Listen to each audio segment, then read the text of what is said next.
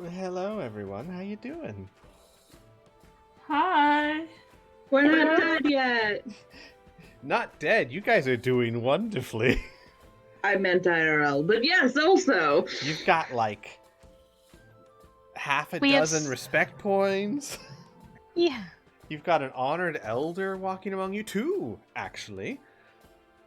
2.5 if you want to count Amelia. Oh. Yikes.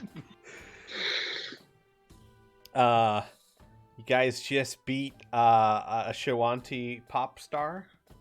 So, I'm sure that's Is that good. what we're calling him? Oh, yeah. We still don't know who the fuck he is. He's the Elvis Presley of the Shawanti. Oh, Jesus. No, he's not quite that high. Would anyone like to give me a recap for a tasty inspiration? I can give a recap, or not. Yes, these are the 2 options. Is there a third that you'd like to suggest? should anyone else like to step up to the fucking plate? I'm opening it up to all of the little bitches. Is that a short joke? Fuck you. I'll let you know I am a big bitch. Thank you. I mean, I think that's a does no. that mean you're actually going to, like, do a recap this time, Boo? I don't remember what happened. That's the primary reason why I don't do these things. That would I almost just make don't it better. fucking remember. Just make something up. Right? Oh my god. Whatever Laura, you doesn't think give happened them last out for session. accuracy, just Oh. that you do them. well, that's not technically true. I mean, if it was completely... If you started, like, talking about the script from The Phantom Menace, I would not be giving you inspiration. I don't know. Some of the stuff you've spun has been fairly What if I can tie in the script to the Phantom Menace? Yeah, and as you're leaving the Shawanti, you see a boy getting ready to pod race. You said something about midichlorians. You're not really sure, but it sounds made up as shit. He asks to Ross, "Are you an angel?" Oh god. Wait, what? All right, Laura, it's all yours. Take it away. Okay.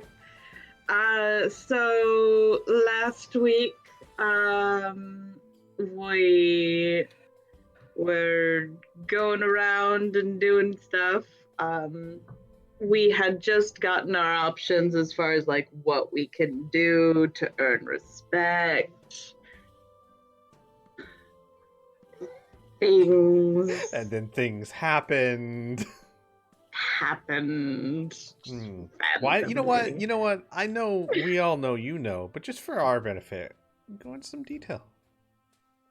I mean, I guess.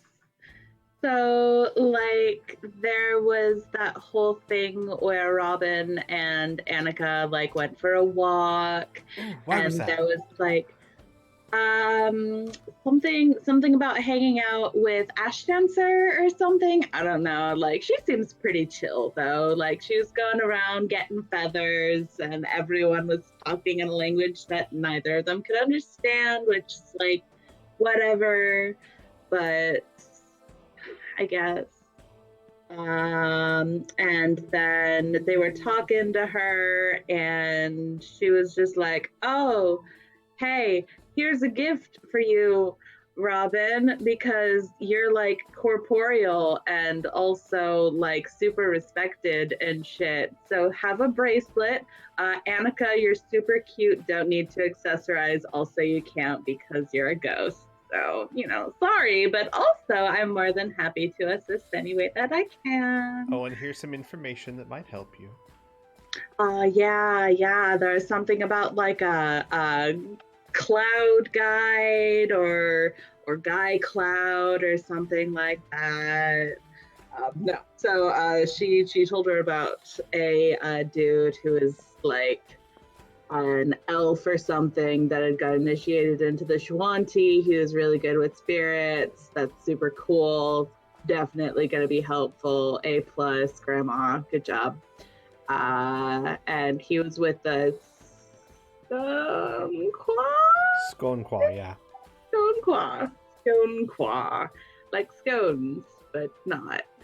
And then there was a whole hoopla when Ross was like, "Hey, baboon, the presents! Fucking forgot the presents. We need the presents. We need fucking need the presents. Gotta give the presents." And he was like, "Oh shit, okay, let me just slip into something a little more comfortable," as he's fucking walking out in his PJs. We handed out a bunch of presents and it was really nice. And they were like, "Oh shit, this is amazing." And fucking Mwiri gave them the nectar of the gods, that being honey. And they're like, "Holy shit, this is amazing."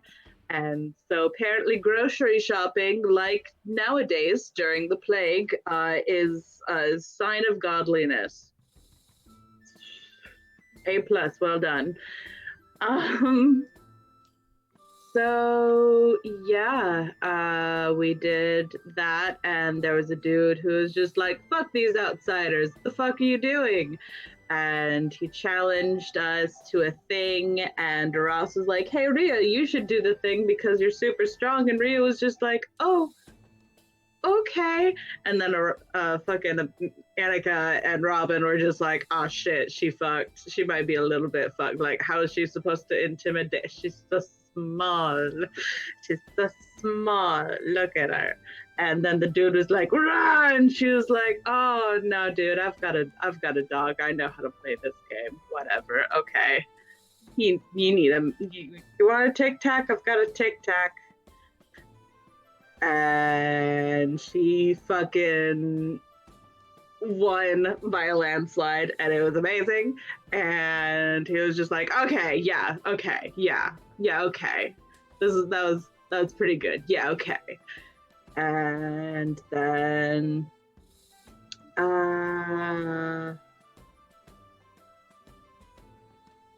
yeah, I feel like that was about it. Uh-huh. While I adored the half-drunken ramble of the recap, which was pretty good, you're missing a part. Am I? Mm-hmm. Missing a very important part. Oh fuck. Fantastic stood there while Amelia cried herself to sleep. Oh yeah, that was a thing. Wings was pestering me so bad about that. Yeah, I mean, to be fair, if he had touched her, it probably would have been worse. So there's that. She just kind of found a corner and like sat down and curled up and was just like, "Nope, I don't touch. No touching, please." Because no, but seriously though, Rolth had a conversation with the twins. It was pleasant. It was respectful. There were good points made on both sides.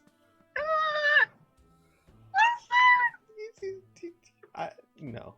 He'd stripped you two down.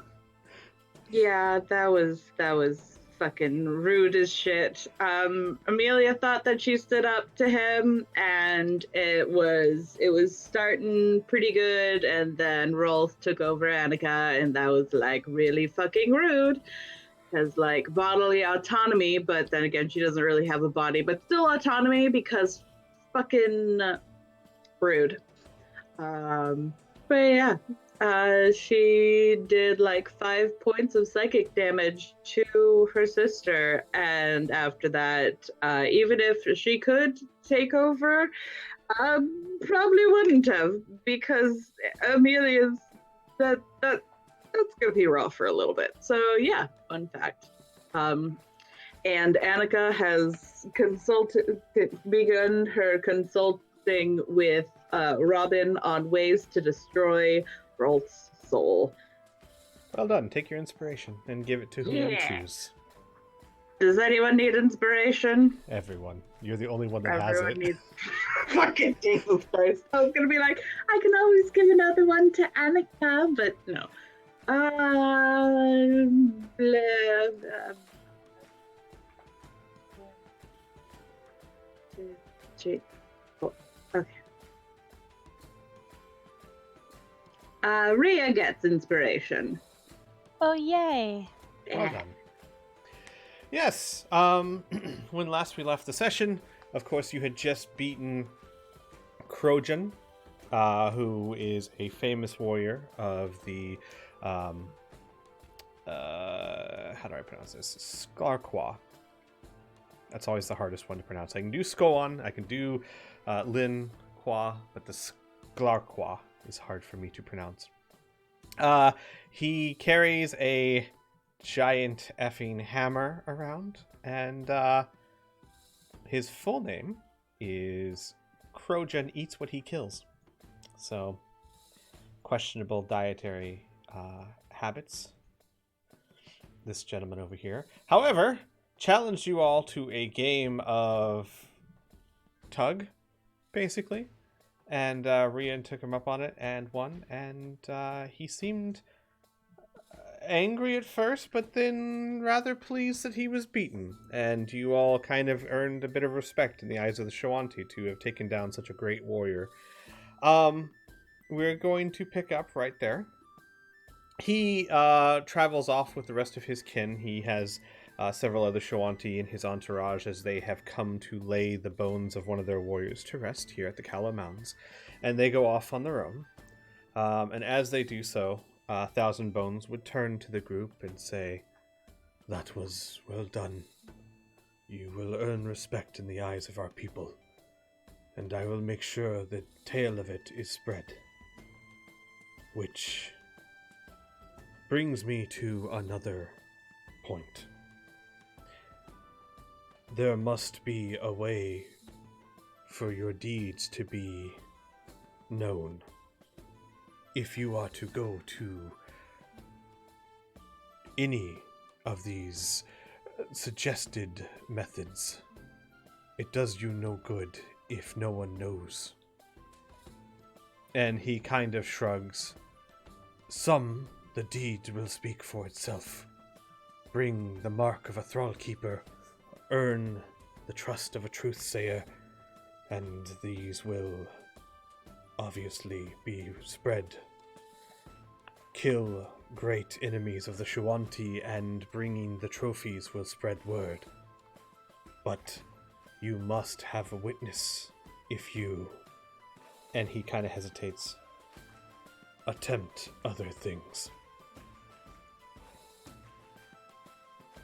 And he kind of shrugs uncomfortably. If you choose to do so, come here, and I will make sure that someone bears witness.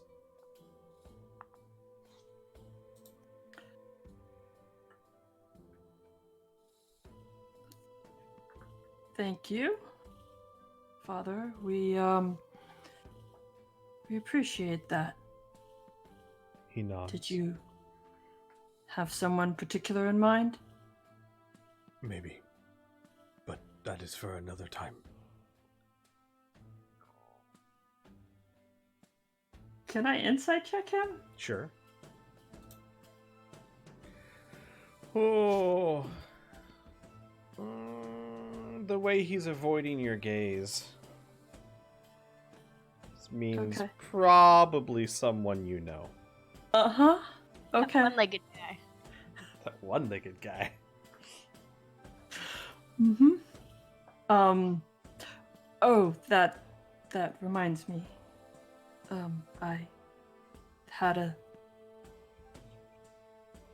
I have something for her. Can you hold on to it until you can get it to her? His eyes widen, and then he stares at you for a moment and then just kind of chuckles. Of course. As observant as any of my children. Yes, Arlen, Aras, I will hold it for her. And she'll hand over the package wrapped in peacock teal fabric with gold and silver embroidery. He nods, and then will give you a hug with his arms. Be safe, daughter. As reasonably safe as possible. Then And we'll he... keep you. Mhm. We'll keep you informed of where we are and how we progress. He nods. And then he will turn to Robin. Is Annika visible at the moment? Yeah, she's just kind of been hanging out next to him. Gotcha. Turn to Robin and Annika and bow to each of them. Respected elders, please be safe until you find what you are searching for. Battery low. Robin returns the gesture. And then he will turn to the others and say, and all of you, watch over my daughter for me. Please.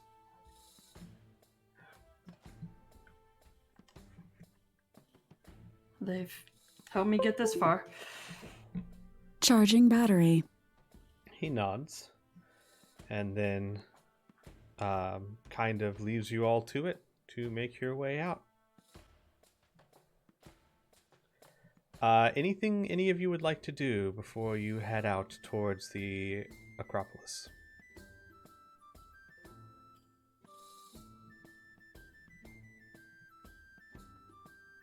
No. Gotcha. I mean, unless there's anything in particular that we should be looking out for. Like, I don't... Yeah, we No, should- not in particular. I do know, and it has been a bit of time, but Blue, I believe you wanted to do something. Did I? Yes, you did. Oh boy. Hang on. Okay. Hang on, I'm going to drag you to the secret room. Okay. Thank you. Hi. Hi. I'm sorry. I'm real No, out of it. it's been totally a hell fine. of a week. You wanted to try and heal Wicked Claws.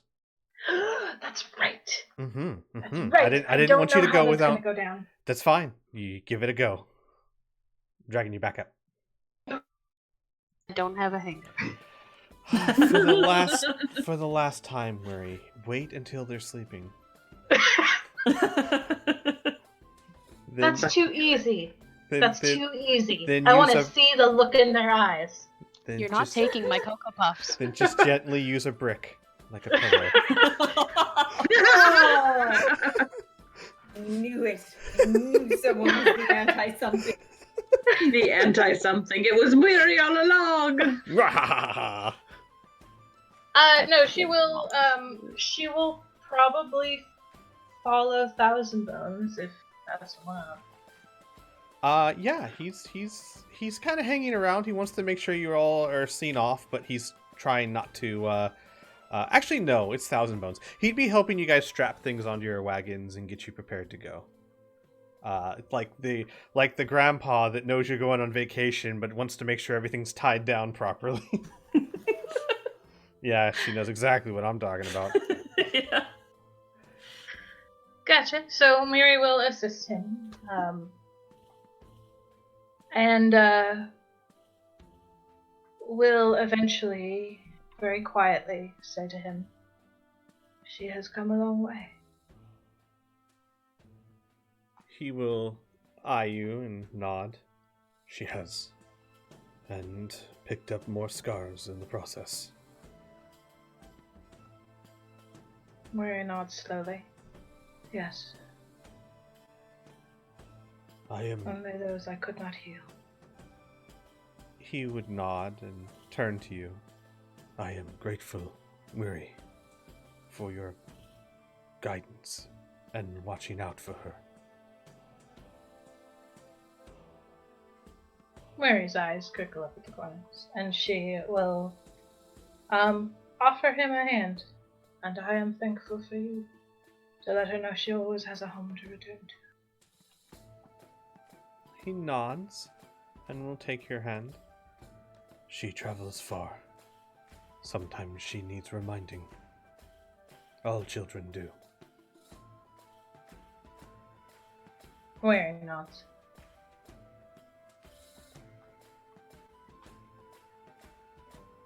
I have a question, if you don't mind. Of course. The creature that greeted us. How did we agree that it was pronounced? Dragony. Just dragon with an E at the end. Dragony. Very original. Okay. The dragony that has earned a name for itself. Wicked Claws. What manner of wounds crippled its wings? He kind of shrugs. I am not sure, but whatever it was incredibly powerful. Legend, if you want to call it that, says it was a rock. A massive one.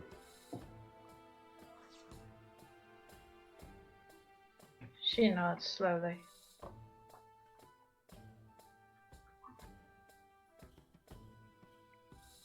Where might I find the creature? He eyes you cautiously. At the gates of the Callow Mounds, Wicked Claw is ever vigilant. Be careful if you seek to approach her. She is... I believe the word you would use is ornery.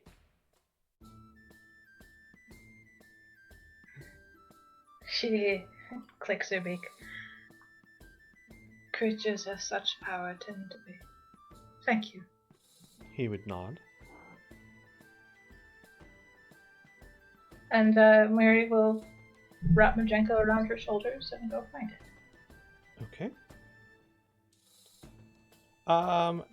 At the entrance of the Callow Mounds, I said gate, but there's not really a gate. It's just kind of a road that leads into it. And off to the side a little bit, you would see Wicked Claws, kind of almost like a cat, perched on the ground, its paws or claws out in front of it crossed, and it seems very comfortable, its wings folded on its back, staring outwards towards the desert. Gotcha. Mary will approach, but will stop a very healthy and respectful distance away. And bow to it. Its head will turn and sniff at you. Roll me an Admiral Handling check. Oh boy. Can Majenko give you anything? Does he have like guidance? I don't think he has guidance as a cantrip. I mean, he can aid me. Yeah, he can aid you. I would say not every time, but I mean not in every instance, but certainly in this. He is a type of dragon after all. Mm-hmm. So roll with advantage. Yes.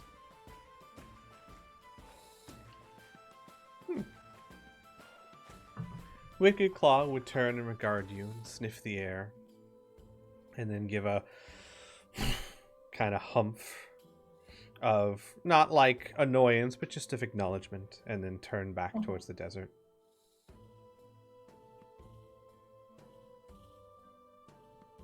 I do not mean to interrupt your vigil, but would you do me the honor of your company?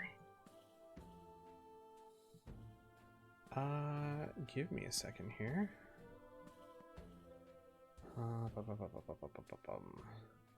As I need to verify something.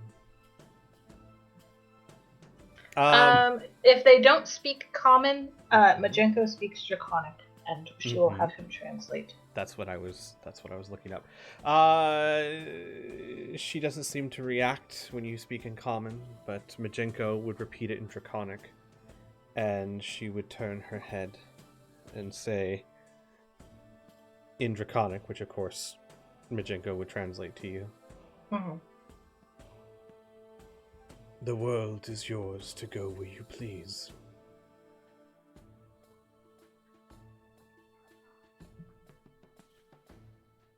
She nods slowly. Yes. But company is best asked for.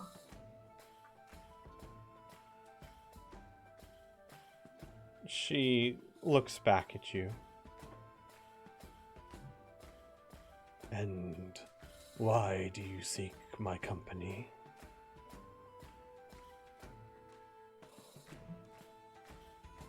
You strike me as the kind of creature with many stories to tell. And I would like to offer you my aid. And what aid would you offer in return for my stories?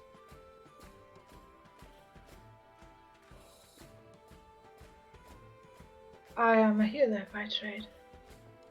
And it has come to my attention that you bore very bravely brave wounds for the people of this place.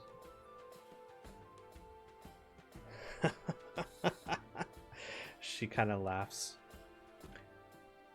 I did not earn these wounds protecting Shawanti.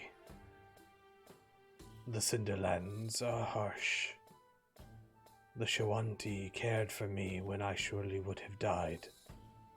I am returning the favor. Oh, hang on 1 second, everyone.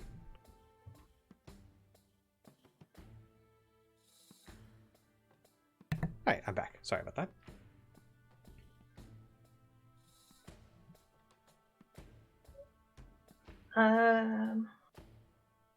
Very not. Yes. But the offer remains. She would look at you again. And you can what? Give me my wings back.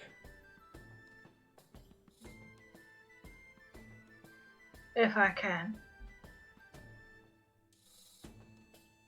If you can, then you would certainly have earned a story.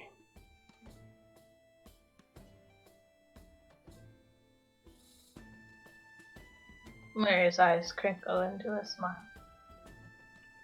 Do we have a deal?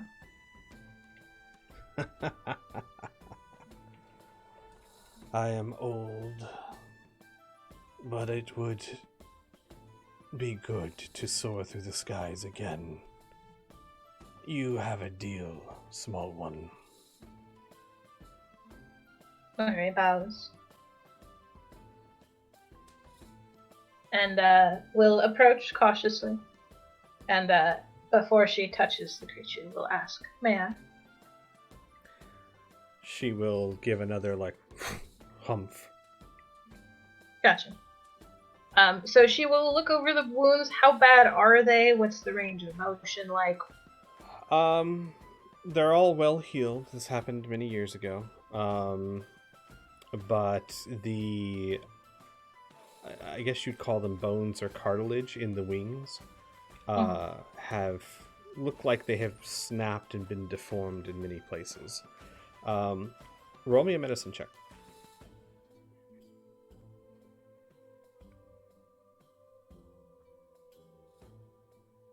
Oops!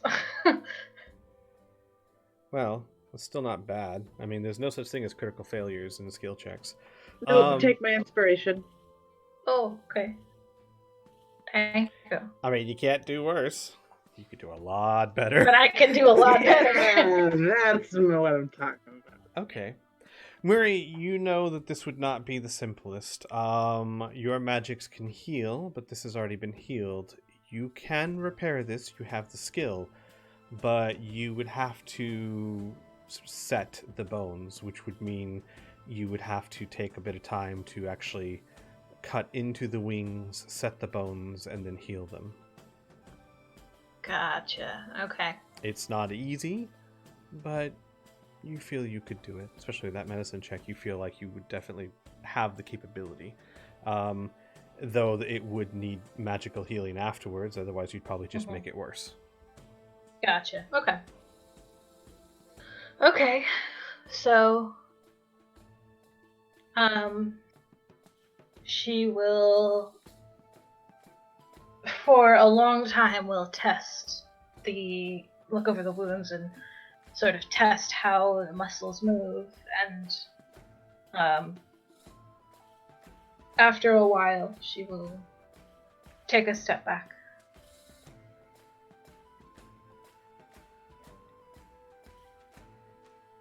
It can be fixed. It can be fixed, but you will endure great pain. She waves her claw. It is of no consequence. All creatures of the Cinderlands experience pain. But I'm curious. Do you intend to do this alone? Are you skilled enough?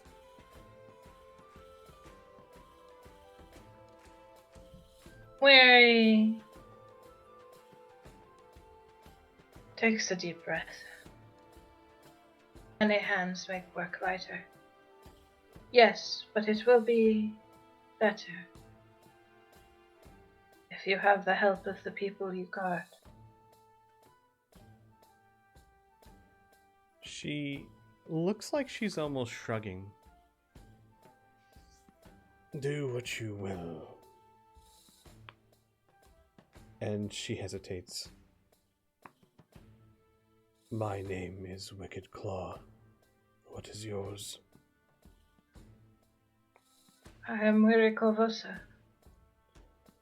She nods. Do what you will, Weary Corvosa. I would like to fly again, but I have made peace with the fact that I will not.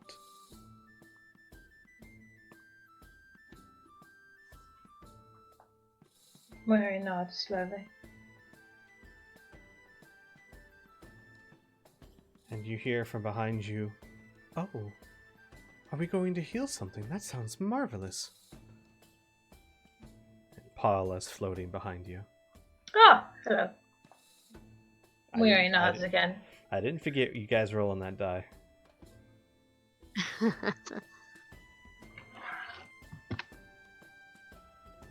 Weary nods. It would be a terrible thing to leave one wingless who desires the sky. She nods. Paula kind of floats over and looks at the wings herself. I suppose. Oof. And she points to one in particular. That's gonna be bad. Weary nods. It is the greatest lie that the world will ever spin you, that healing is a gentle art. She nods. You really shouldn't have waited so long, had it healed naturally. If you'd come and find clerics sooner. And there's a harumph from Majenko, in your ear going... Yeah. He's not gonna translate that. Yeah.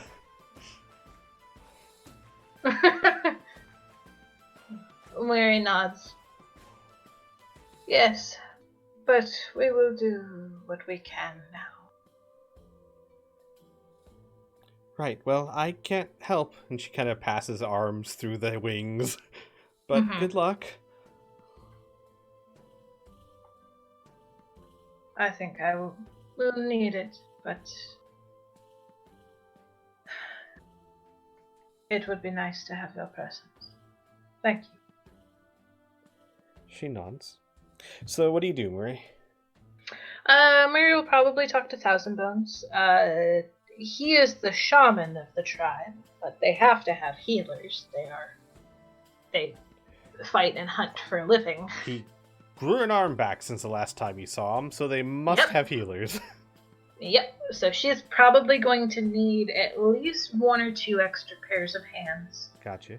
Keep in mind, though, given the what you know from rolling that medicine check, that there's probably healers here, and they might be incredibly skilled, but not in the way that you are looking. At least, if they had been, this probably would have been done by now. You know what I mean? Yeah. She just needs, she just needs extra hands to just help. Sure. Because this is a very large creature. She's going to be breaking bones. Sure. And if anything, she can also help them, learn how this kind of thing is done. Mm-hmm. And she can essentially show them this is exactly what needs to be done when I'm gone, because I'm leaving. Right. Gotcha. So several healers do come. You find that they are very distinctive in that they have certain patterns of tattoos that go down their neck and up the back of their skull into their hair.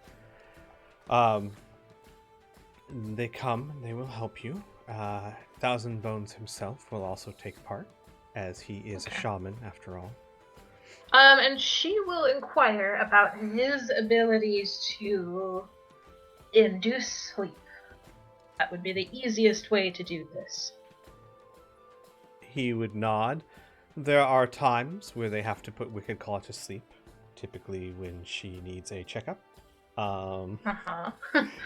And what they will generally do is they will lace her food with herbs, and that will put her to sleep. Though her being as Gotcha. intelligent as she is, it's not like they trick her about it. They say, look, we got to check you for fleas. Here's your sleeping food. Gotcha. Okay, so she will request that happens. He just wants to make sure that this is going to be a lot of work. It's going to last a long time. She needs to make sure that this is as painless as possible. He will nod, and they will prepare such a thing. It doesn't take long. But when you all come back, and by the way, the rest of you at the carts getting ready to go, Mary is causing a bit of a hubbub. The healers of the tribe seem to be heading back over towards where Wicked Claw is. Also, anyone who knows Shuanti, which I think is only one person, roll me a perception check. Literally just a Ross. I think it's just a Ross, yeah. 10. You do hear somewhere off in the crowd. No, go ahead. Somewhere off in the crowd about missing sacramental wine. They're asking about it, but no one seems to know exactly what happened. It's just off in the distance. You kind of hear it. Oh, that's so weird. They just kind of move away. You got things to do. You're packing carts. It's very busy. There's healers are all gone. Should we go follow them? Maybe that seems important. Yeah, Mary will actually come back and get Ross and Amelia. Oh, we have our shades now, though, don't we? I'm getting to that point. Before you get back, Murray, a couple of things. First and foremost, everyone who's at the carts, roll me a perception check, please. Oh, Another perception check? Yeah, just see if there's anyone who doesn't notice this. Well, maybe a Ross. Yep. Everyone else, you notice as everyone's getting packed up and ready to go, everyone's kind of helping. Vincarlo's helping, and he's got a large hickey on a neck with a shirt that is suspiciously low, like it was showing off or something. Oh my Jesus Christ. God. That's none of my business. It's a bruise, Rhea. It's just bruises happen all the time. Not stupid. She knows what a hickey is. Paladin Ross does it. Squee. Yep. Just pointing that out. At some point while you all are packing, your haunts come back. Robin, Nimara appears behind you, and as she does so, she begins to dance around you, giggling. Seemingly still in a good mood from the night before. Aras, like always, your father simply floats behind you. And Rolth appears and looks rather smug, but doesn't initiate conversation or anything, just kind of floats there.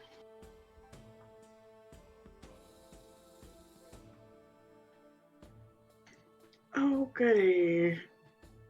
Amelia's going to ignore him, and Annika's gonna do her best not to glare. What am I fucking saying? Of course she's glaring into his fucking totally soul. glaring, yeah. Yeah. She lasted 5 seconds. That was a good effort. For the moment, the haunts seem to keep to themselves, except for Nimara, who will perch herself on Robin's shoulder. And as she gets there, Robin, are you wearing jewelry from the natives? He nods, but doesn't say anything. She looks at it It's garish.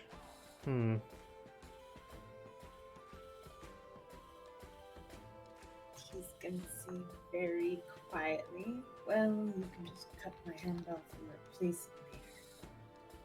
Smile at everyone and keep packing. There's a silence for quite some time.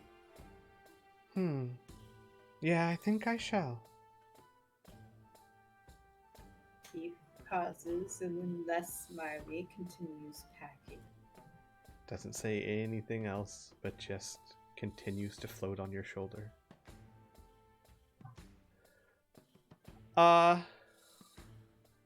Everyone else kind of ignoring their haunts at the moment? Yeah, I'm just gonna ignore mine. Yeah, I know. You're really good at it. Really good at it. Right? So, Miri, you return with healers. Does anyone from the party want to go as well? Yes. Okay. I mean, I did want to help. Uh-huh. Mary, noting that the haunts are back, will ask Rhea. So, yeah. I'm a second choice, that's fine, it's okay. She wants to have at least 2 people watching the kid at all times. So, they're not second choice. Don't worry about it. So who is watching ISO? She will try and put ISO. I would assume her fucking sister. Yeah, with her sister. Mm-hmm. And of course she's got Idker. Edgar. And a brilliant blue scarf. So, Rhea, Aras, Muri, and several other Shawanti return to Wicked Claw. Wicked Claw sees them bringing like the meat, and she will look straight to Muri and shake her head and say, "No. No, I will not be asleep for this." Mary will pause. Very well.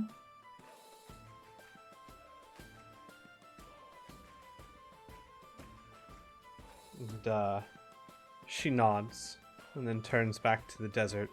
And Muri, in your mind, you would hear from your familiar. Well answered. Dragons that... Well, she was wounded by a fight that she lost. It would be... I would rather be awake as well, to suffer the penance of being weak. She leans over and pats Majenko's wing. And you recall thoughts of Majenko pledging his services to you when you helped him. Dragons are a proud bunch. Yeah, she got that. She got that much. So, with advantage, roll me another medicine check, please. Can I also guide her? Well, yeah, that's what the advantage is for. No, With Guidance. Oh, yes, absolutely. I was like, yes, that's what the advantage is for, yes. But yes, you can also cast guidance on it, yes. Okay. So, medicine with advantage. Plus Not a bad. D4. Plus 4. Ooh, That's a 29. So, let me roll a thing real quick.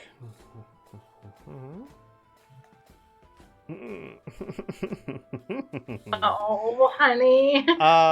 So, you begin the procedure, which is obviously quite painful, and for some time you hear nothing but grunts and deep or sharp sighs, but eventually the pain becomes more and mounts more and more, and you hear groans, and when you get to that really bad one that Paula pointed out, there's a roar of pain. It makes things slightly more difficult, but you adapt and you generally eventually have Rhea kind of holding the wing down more than anything else. But you are able to reset the bones to where they need to be. And you would have to heal 30 points of damage. Okay. So yeah, she will. I would go ahead and roll, like, expend the spells and roll it so we know how many you'd have to spend. Okay. Or if also you don't want to asking- do any spells, I can just use my lay on hands. That would work too. And we can save your spells for your combat and stuff. Get to that. Okay. Ross would also offer to help heal, but if you're gonna do it, that's fine. Yeah, go for it. Silly If you want to use your lay on paladins. hands. I have. Well, for level 9, I should have 45 that I can use. 45 points. Correct. Right, 9 times 5. So you use all but 15. You heal it up. And at the end of what probably took about an hour and a half, Wicked Claw stands up, walks away a few feet, stretches her wings, and flaps them a few times, and lifts off into the air.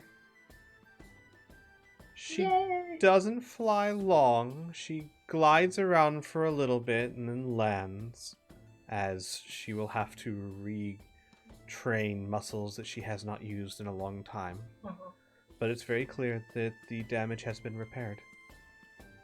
And Yay. she will walk to you, and she will then say in common,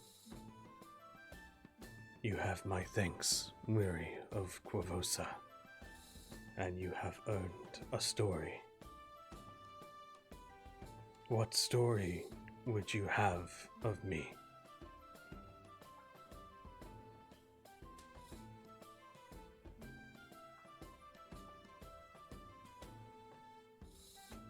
Tell me a tale you would like to see realized.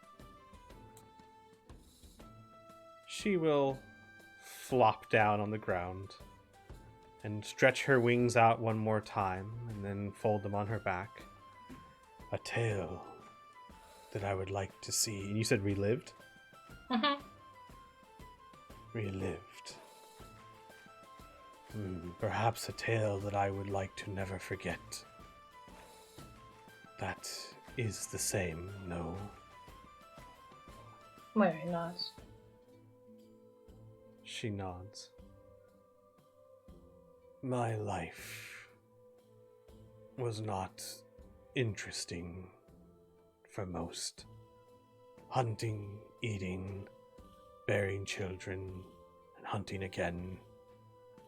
Over and over in a cycle. Until one day I crossed into new hunting grounds.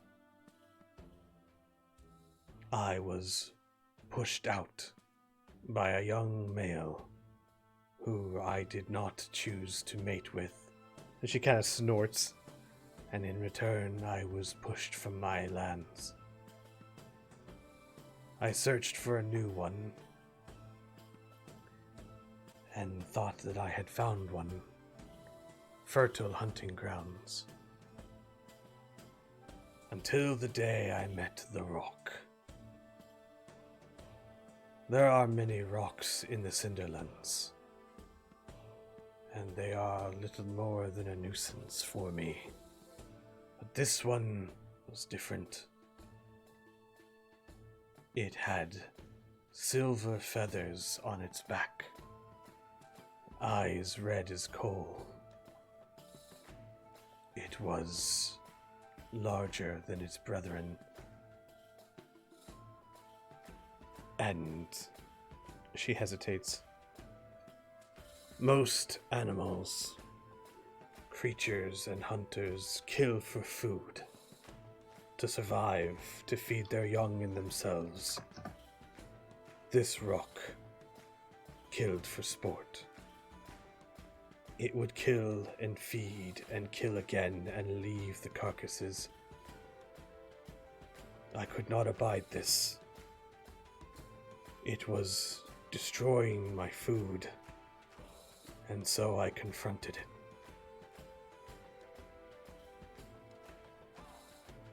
I surprised it. I pounced upon it when it was on the ground feeding, thinking that I would have the advantage. I was wrong. The powerful beast's wings lifted both of us into the air, and we fought among the clouds until its beak rendered my wings, and I plummeted to what I thought would be my death. I was so badly injured that it must have thought that I was dead, and being what it is, left me like it had so many others. And then the Shawanti found me, nursed me back to health, and so I have given them a life debt. Not a pleasant story, Muri of Corvosa, but one that I would like to never forget. Very nice. Thank you for the story. And I think that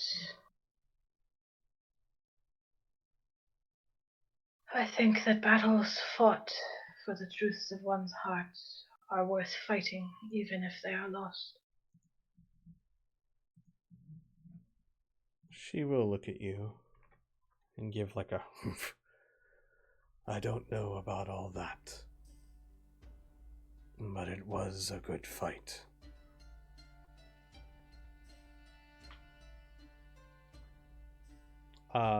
You would hear in your mind, as Majenko spent enough time around you, she does not mean that she enjoyed it. She means that it was one worth fighting. Mary nods slowly and bows again. Thank you for honoring me with your company. She would nod. I do hope you enjoy the clouds, as they call it. She nods again. She'll stand up and she'll say, Many Shawanti will ask how I have gained my flight again. I will make sure they hear of Muri Corvosa. And you guys gain 2 respect points.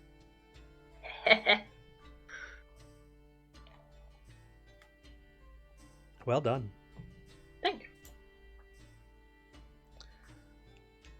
All right. Anything else before you guys head out? With your 8 respect points. Look at you. Oh my god. Getting close to Amelia that. just- Getting close to that 400 mark.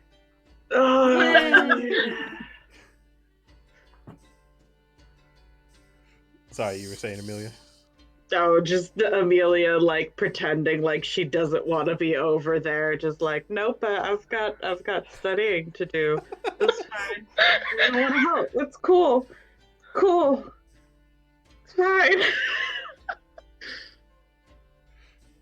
All right. So, with that, you all make your way onto your carts and begin traveling out of the Callow Mountains. Some of the Shawanti walking beside you to see you off, especially many of the children. Robin, Ash Dancer, would walk with you to the edge of the Callow Mountains.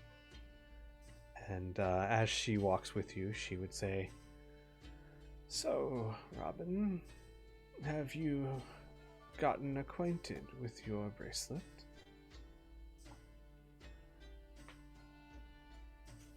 Sorry, have you got acquainted with what? Your bracelet. Oh, no, he'll look down at it and shake his head no. She will nod. Well, I hope that it guides you well. Stay safe. But not too safe. She grins.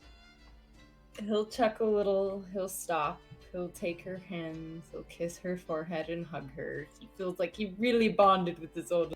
and should probably be dead by the time he gets back.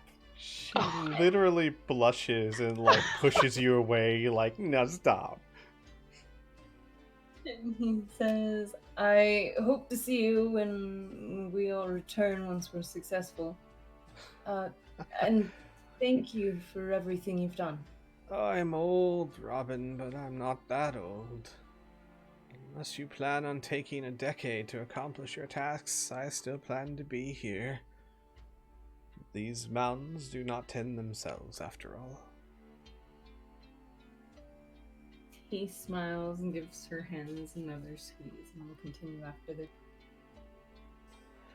So, you guys make your way from the Callow Mounds towards the Acropolis of the Thrall Keepers.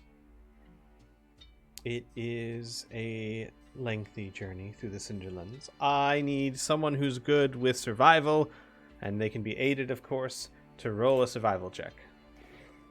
Someone who is not me. I have a will +5. aid. I think Weary was our highest. Yeah. Okay, Aiding so roll Weary. survival at advantage. Mm-hmm. Okay. Nice. Nice. You have no trouble following the directions that were given to you towards the Acropolis. However, it is still a 4-day journey. So what we will do is briefly kind of cover that. A couple of things to note first before we get into any roleplay. Now that you are getting deeper and deeper into the Cinderlands, the landscape gets hotter and drier. Animals, however, become a bit more abundant. Though, when I say animals, I am referring to mostly reptilian in nature.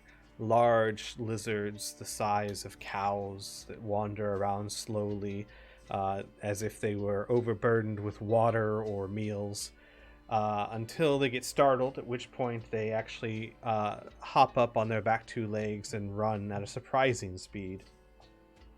There are birds. You find, as you travel deeper into the Cinderlands, that large birds tend to be vultures or scavengers of one kind or another, and as you travel you will see clouds of birds off in the distance, noting that there's probably some sort of kill. And yes, just like that. Oops, that's not what I wanted to do.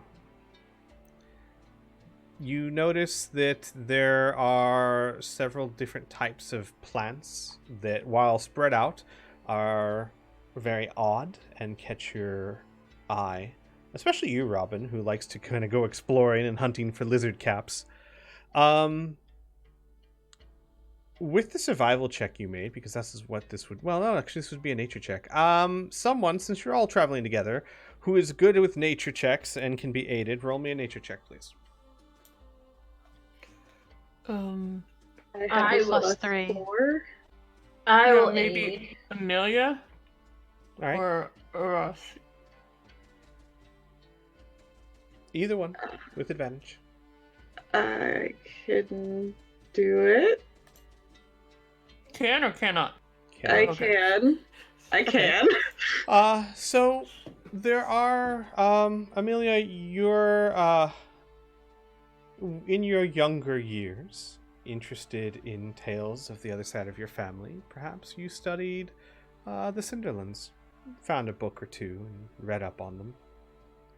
In very deep, dark secret where Mhm. Mother could never find her. Well, I mean, spending time apart from Mother Dear became quite the habit for that young twin couple. Yeah. I imagine, like, would Robin come back with, like, ooh, look at this plant that I found? Is that something Robin would do, or...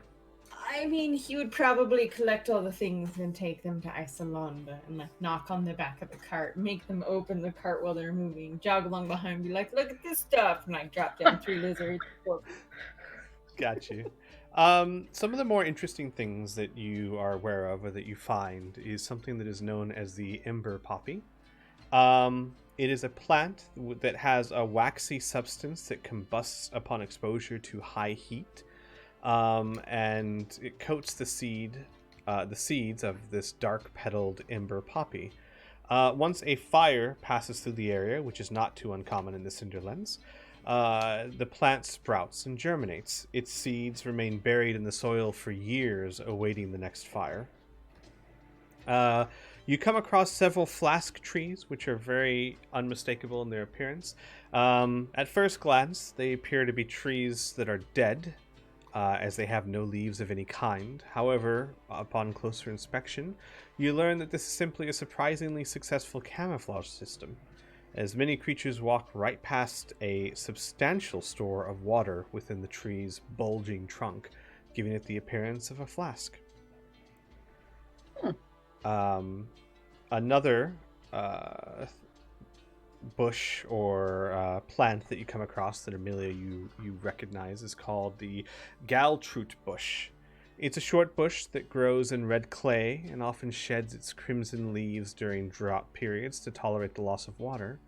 It contains a powerful narcotic. The galroot has many uses, both medicinal and recreational. And you've read somewhere, and Ross, you would know this part as well. Shawanti tribes like to mix the dried leaves with wood ash and create a type of chew, which invigorates their warriors' ferocity in battle. And other activities. Oh, I'm sure she knows nothing about that. Tug of war games. I don't know what you're talking about. The tug of war games. I was gonna say, when Ross sees that you found parts of the galroot, some leaves from the galroot bush, you will mention that about making an invigorating chew. Yeah, like a tobacco chew. Yeah. I was gonna say tonic, but I was like, nope, that's not the right word. Mm-hmm. Robin's over there. Show me. This is very important. Ross, roll me a medicine check. I'm curious if Ross would have learned how to make it. Yeah. I mean, you're not like a master of the craft, but you were there long enough to at least know how it was done. You know, it was like, okay, they mixed this root with some, what was it? With some dried leaves and some wood ash, and I could probably make some. Mm-hmm. I think I'm sure I wrote down the recipe somewhere, but that would be not with me, so I can remember it. Do you attempt to make some? Yes, I do. Okay. Amelia will help, I guess. Sure. What would I roll for that? Yeah. It would be another medicine check. Yeah. Okay. Oh, so would I have advantage? Mm-hmm. Okay. Yeah. Whoop. Oh, wow. Oh, Jeez. All sorry. right. That's fine. We'll stick with the first roll, the 17. Or the 22. Yeah, I mean, you kind of guess and eye it a little bit, but you mix it together and you kind of use a Morton pestle and you make a chew that looks just like what you're used to seeing. So you're pretty sure it's it.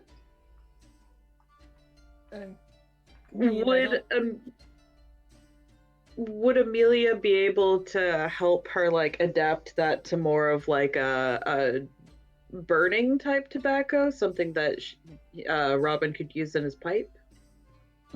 Or does it not work without the other leaves? Being the way that it is. So me personally, I don't know what the big difference between chewing and smoking tobacco is, but there is. It would have to it would matter about the way that the substance was uptaken. Whether, substances can be inhaled, or they can also be absorbed under the tongue. So, that would be the difference. I don't know, does anyone know, if you dried out chewing tobacco, could you smoke it?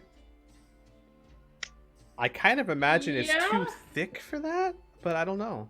I mean, it's still tobacco. Right. It's just covered in something that gives it a flavor. Right. So I imagine if you dried it out and that's what I was thinking. long enough. I would imagine if you dried it out, it would be smokable. You can chew, or you can smoke dipping tobacco when dried, and dip smoking tobacco. So, yes. Yep. All right, then. Yeah, so dry it out. You can smoke it in a pipe. You could put that in your pipe and smoke it. Just depends on how brave Robin is. He puts it in his pipe and smokes. Yeah, he does. Never a question. Robin. It's not a bad taste, actually. It's very earthy, kind of like root-ish because it's less leaf and more root, but not a bad taste. It kind of lingers. And when you smoke it in your pipe, you feel energetic. Like you just want to kind of do some push-ups or run a little faster or just exert yourself a little bit. Like some mornings when you wake up, I don't know, maybe you don't, but some mornings when you wake up and you're just like, I want to go walk or something. That's the kind of sensation you get. Okay. All right. Yeah. He keeps jogging behind the cart and is going to make a full effort to find these 3 plants over. And he's going to like get something, like a little cup or something, and go get Isolanda liquid from one of the trees that maybe Amelia would point out and be like, here's some really neat different water from a tree. Like, try and force all these things on Isolanda. Would you like a water skin, Robin? Yes. So she like when you bring her that, her eyes widen and she goes, "Oh, tree water." He's very little kiddish as he nods and will lean in the cart while like his bottom half is still running. Be like, came out of a tree. Tree made it itself. She'll take it and eagerly like start drinking it, and then it tastes terrible. Oh, and then she sees like she kind of spit it out on you, and her face gets horrified. He licks a little bit of water off his face and tastes it, and he nods. The tree is really bad at making water. We probably shouldn't tell.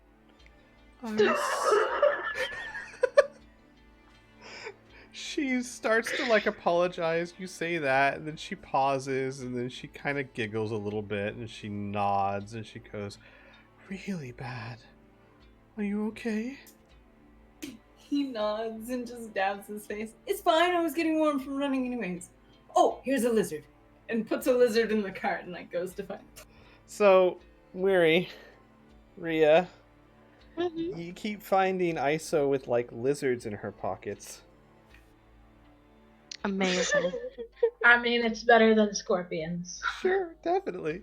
But like one of those things where she's sitting, kicking her feet, and all of a sudden she's just got a lizard in her hands that she's looking at and turning over and trying to not let escape. And then she'll shove it back in her pocket. Rhea would just make sure to try and catch it if it did escape. Yeah, and Amelia's going to try her best to identify the ones that are venomous. Roll me a nature check. With advantage. Yeah, with advantage. Okay. Robin's like immune to poison over there, just being bitten repeatedly by a toxic lizard. I found another one. Look, it gives kisses. Oh, roll at advantage. You get 8. Oh, now it rolls at advantage. That's dumb. Whatever. All right, it's fine. 14 anyways. So, interesting thing about most of the lizards in the Cinderlands, especially the ones that you see, they are poisonous, not venomous. So don't eat them, and you'll be okay. Typically, they tend to store poison in their tails, which detach when they are scared or frightened. Oh, so that the predator will get the poison Will eat bit. the tail. Gotcha. So they tend to hunt just with speed and sticky tongues instead of venom. Blech. Awesome. So yeah, it's an interesting transition of Amelia like giving little tidbits like here and there, and then eventually she's like probably actually sitting across from Isolde waiting for Robin to come by with something new so that she could like start talking about what it is and like where you would find it and what its nature is and things like that. And it's weird because usually she doesn't interact with kids, but this is purely educational, so it's less uncomfy. Rhea, roll me what would it even be? Sleight of hand check is what I would think. Oh no. To make sure any escaping lizards don't actually escape. Mm-hmm. Well, I mean, it's fine because she has an endless supply of them coming in. But Mm-hmm. Definitely true. As I said, endless supply. So you don't catch them all. In fact, there's one moment, we'll say this is like the second day, where ISO loses a lizard and you don't catch it, and everyone's kind of like in the cart, like, okay, where did this one go? Because it wasn't a poisonous one, but it was a nasty one. Like, it spent its time trying to bite ISO. And an interesting thing that you all note as well is that ISO does not show any fear or what's the word I would use? Anxiety or grossness to the lizards. And as it continues to try and bite her, she just very nimbly and deftly moves her fingers out of the way and continues playing with it, right? But this one, who'd been trying to bite everyone and everything, and was a bit horned, so very spiky skin, runs out and darts, and you guys are kind of in the cart, and you're trying to figure out where did it go, and then eventually you just hear from Van Castikin, who's sitting quietly to the side.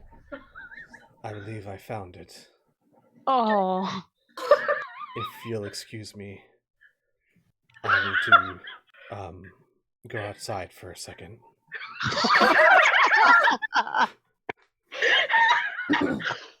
Oh no! That's amazing. And he will go on top of the cart and covertly take his pants off and find the lizard. Oh my god! To his credit, he will bring it back to ISO.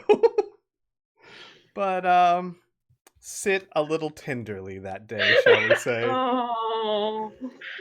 Not as bad as the ring. He can fucking man up. Yeah, exactly. Compared to what he has to face on a normal day, this should be nothing.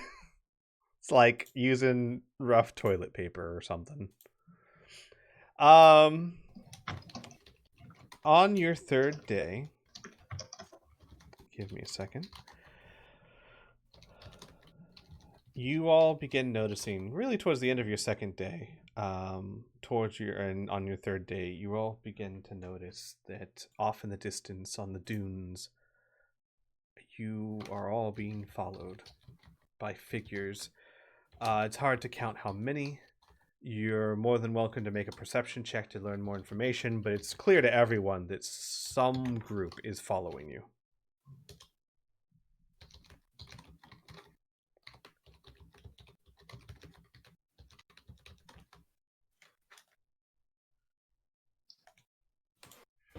Okay.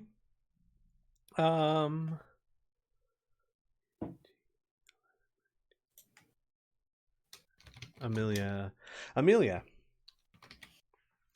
you can tell from the distance with your elven eyes. They are Shawanti, but from the distance it's hard to tell who or what, but there are 6 of them. They are clearly following you, but they are keeping their distance. Mm-hmm. So she will pass that information along, and she, looking over at Robin, or if she can catch his attention from wherever the fuck he's face dived into a dune, she would ask if Erdegar would be able to discreetly take a look back there or something along those lines, or Majenko.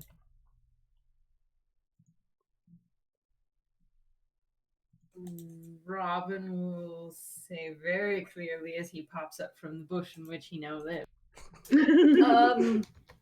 Actually, I don't intend on separating Erdegar from Isolanda, if that's all right. Do And- you want and- me to go? In points. I mean, how far back is this? Maybe a It's mile. got to be a ways. A mile or so. It's just an idiot. She's gonna shake her head. No, never mind, it's fine.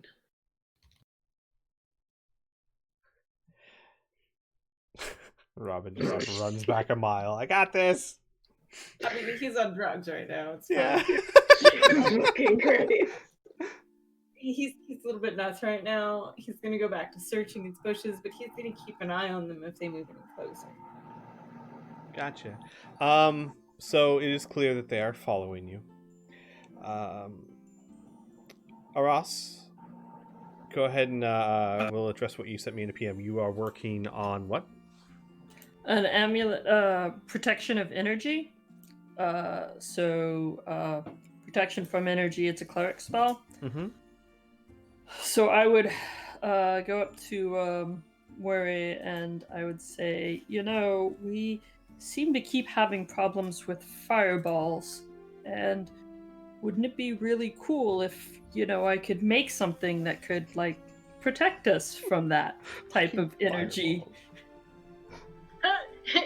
You say fireball, and you get just the slightest eye twitch. But yes, Amelia stiffens.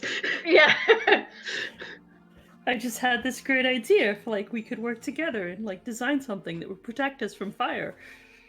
Or something. Murray nods. Yes, this is a spell I can cast. What would you need from me?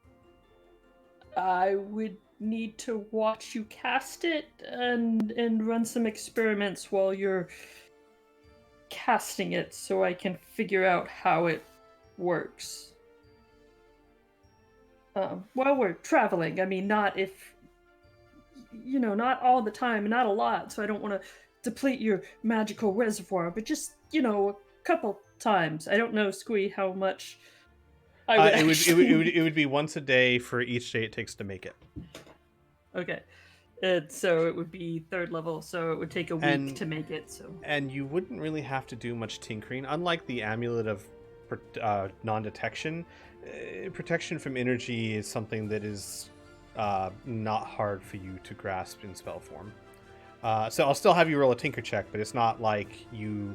the amulet of non-protection, you had to figure out the formula, right? Mm-hmm. An amulet of protection from energy, that's a very common thing that's not hard to discern. Okay. So go ahead and roll me a tinker check. Ooh, very nice. Dang. 26. Okay.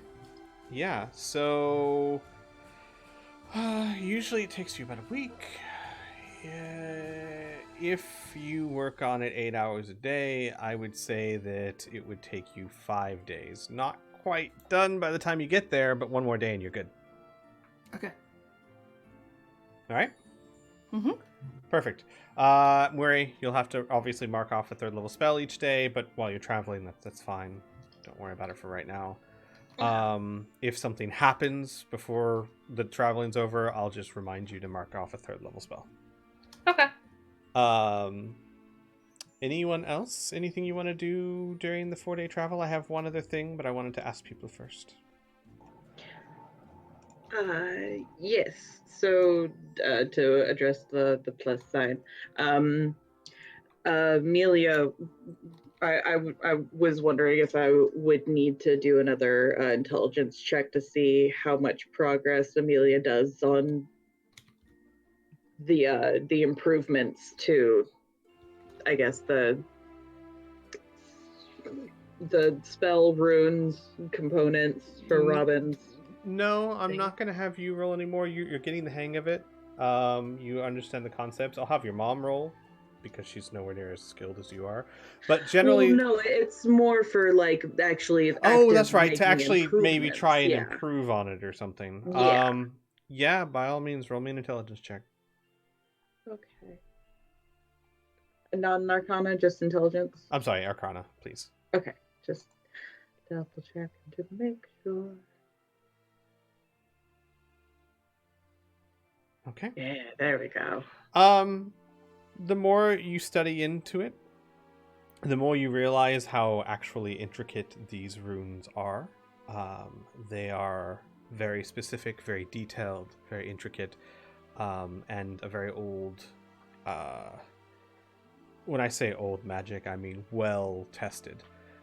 It is possible, maybe, to improve upon them, but at the moment, you just don't know how.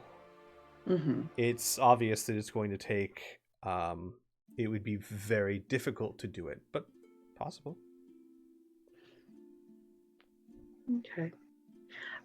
So any and all like updates that she can think of, she'll be voicing to Robin, just kind of like soundboarding them. And at first it's kind of like rambly because she's not all that confident in what she's theory crafting, but the longer it goes on, the more like certain she is. Just like, okay, well, maybe if we do this, or if this specific rune is Well, no. So with the knowledge check, and it was a high knowledge check, but I'm still saying it's more like you're not sure how you would change them.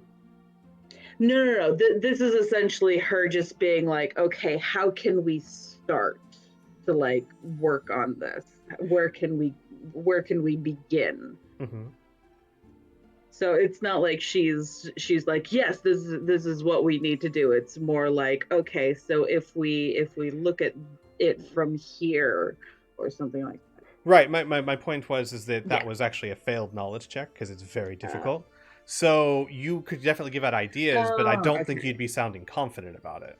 Yeah, so she starts out weak, and then she starts to get confident, and then it's like, nope, never mind. That's dumb. Never mind. Ignore me. She trashes her files and walks away. Hang on. Yeah. I'll be back. Robin, you would note the few times that Namara kind of sees what's happening. She kind of titters and will quietly. No, wait, it's Namara. She wouldn't quietly do anything. She would just kind of nonchalantly mention to Robin when he's close by, where Amelia could hear it. Is the silly girl trying to change my magic?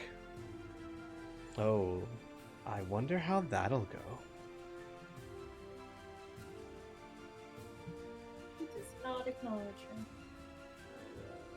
I think he does because he's polite, but he definitely isn't going to mention anything about what she just said and pretend he didn't hear it, because that's probably for the best. Understood. Oh, don't worry, Amelia.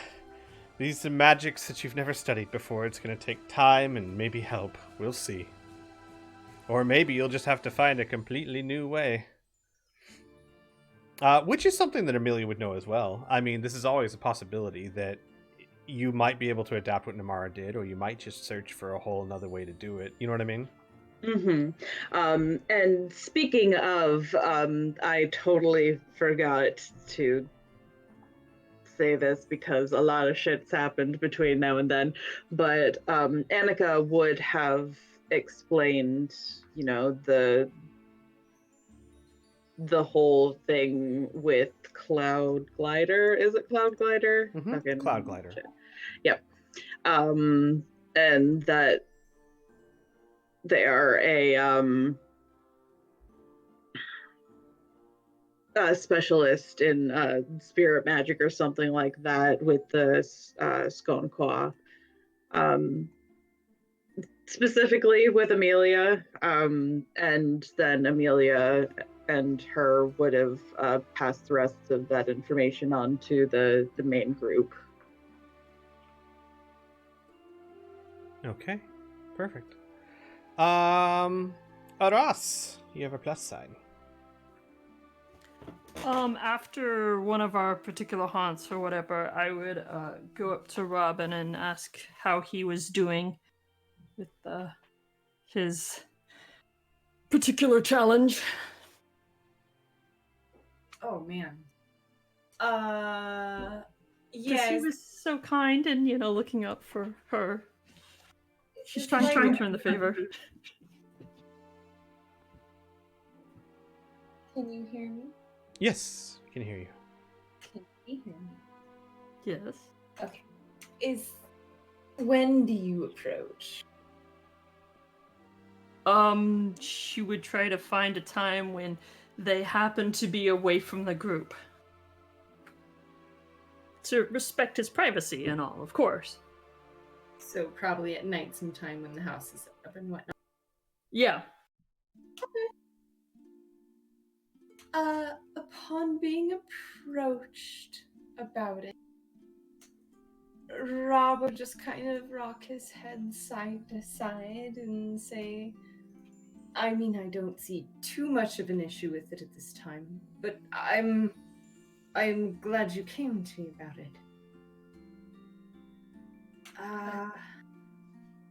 Have you been hurt recently? And like kind of looks her over. No, I was just asking how you were doing. You were so helpful the other day. I mean, I don't think I could help you that much, but at least, be a sounding board if you needed one. Or He smiles. Actually, now that you mention it, I have some concern now that they're physically able to hurt us. Primarily for you, not me. As for dealing with her personally, he kind of rubs his head. It's not that bad having her around, but time does blur a lot of things, Did I know that they were physically able to hurt us? I think I totally missed that one. Yeah, I But, don't think Robin and Annika were advertising that. So she would have looked like really shocked, but hurt? Oh crap. Okay. You didn't hear about it. Of course you didn't hear about it. Rolf seemed to use Annika to somehow harm Amelia, from my understanding. I think they're getting more powerful now. Well, that's always troubling, concerning. The girl, Nemanera, I think you said that was her name. Obviously she would have wanted to hurt you at some time. Marna. You can just call her Nim for us. Yeah. I'm sure she'll get around to it. It used to be one of her favorite hobbies, and she's quite bored. I'm more concerned about her being able to affect all of you, really. She can't do much to me that she hasn't already done.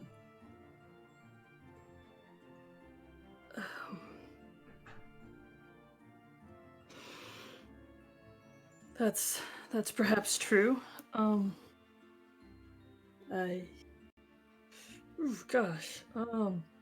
hope you don't think this is speaking out of turn, but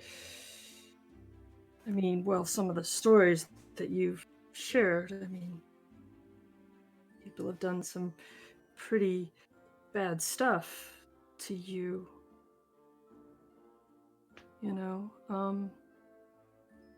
And we're here for you.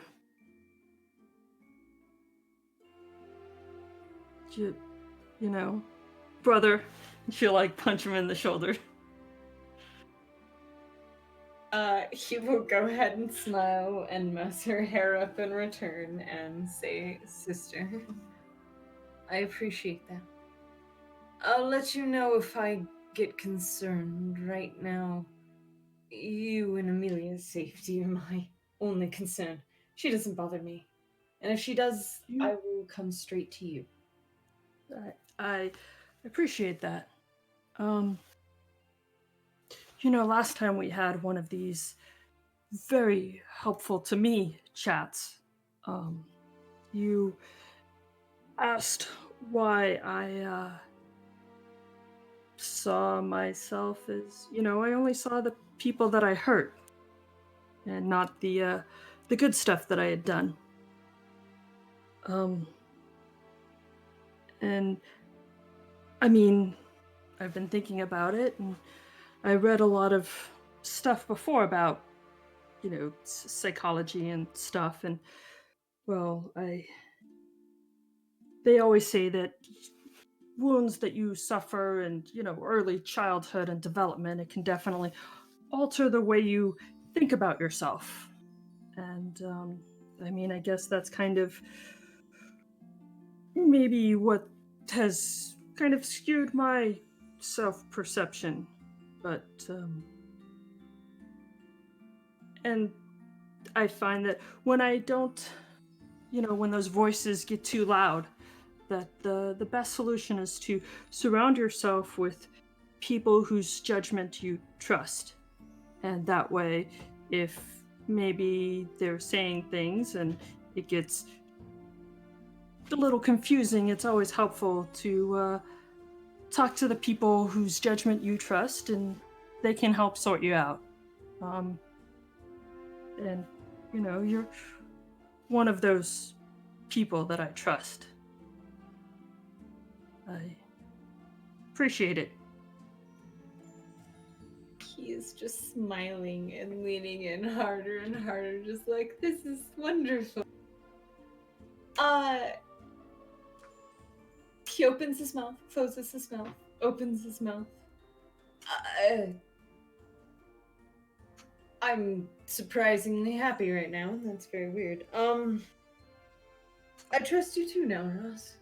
And that whole handshake thing, I'm sorry. I'm just a little bit of a dick.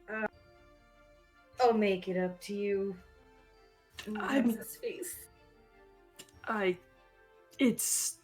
It was just a confusion. I misinterpreted something somewhere. I'm sorry about that. But we're good now. Right? We are very good. And he will actually hug her and mutter and drow my little sister and pat her. And he's gonna spend the night harassing Ross. He's gonna just follow her everywhere now. Oh, that's fine, but you'll find she doesn't sleep in a bed. So, she'll just find a corner somewhere in the mansion that's secluded. Okay.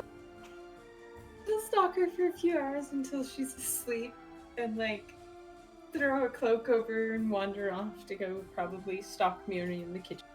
Check on Isolon on his way by. He will whisper as he leaves, "Good night, sister!" A little bit too excitedly.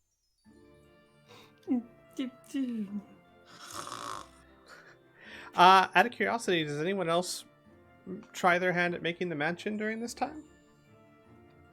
Rhea would have given it to Robin because I know he asked for it. Oh, alright. Robin,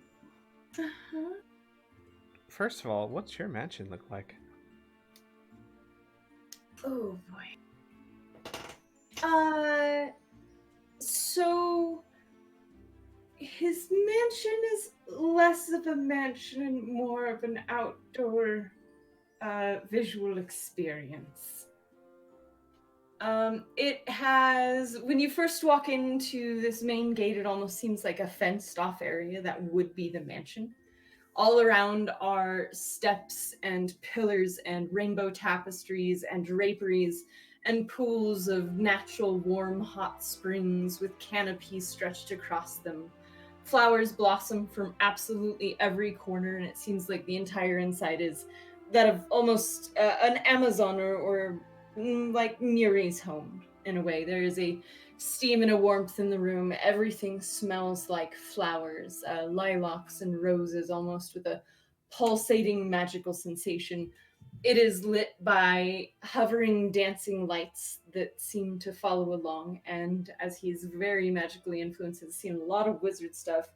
His does have plumbing and running water because conjure water and whatnot, and being able to push it through plumbing and whatnot, he has probably been able to magically dispose of things as well. And he will make all of the servants are these tiny rainbow-colored glowing fairies that dart around and try and help you at every turn at your beck and call. Almost, they don't even talk to you sometimes while they want to change your clothes or help bring you foods. As you come into this main giant area, which is surrounded by pools with koi fish in this forest-like atmosphere, a number of stone trails leading with rainbow lights up to this green pasture area with a single cart. The cart is shut and locked, but it looks like there's a light on inside, and if you listen very closely, a soft humming. And it kind of gives this melodic bell-like tune to the entire atmosphere, almost stars twinkling in the sky, which if you can see up above the canopy of the trees and the lace strewn across them, that is a very rainbowed night sky that has been projected onto the top of this mansion. All of the rooms are spaced out from this one center point where there is a pit with every kind of food that he could possibly think of that he's come across in 1,000 years. That the fairies kind of produce. Think of Hook and Lost Boys. Isolanda will be in heaven. Mm-hmm. All of the rooms are specifically done to each individual. Muri's is a treetop sort of porch that comes off on a rope ladder off of the ground and stretches across a bridge to an upper roof balcony that is covered in almost this beautiful rainbow glass film and has this very treehouse sort of feel with a fluffy bed and all kinds of herbs and plants and a little stove set up so she could do cooking in her own room if she wishes.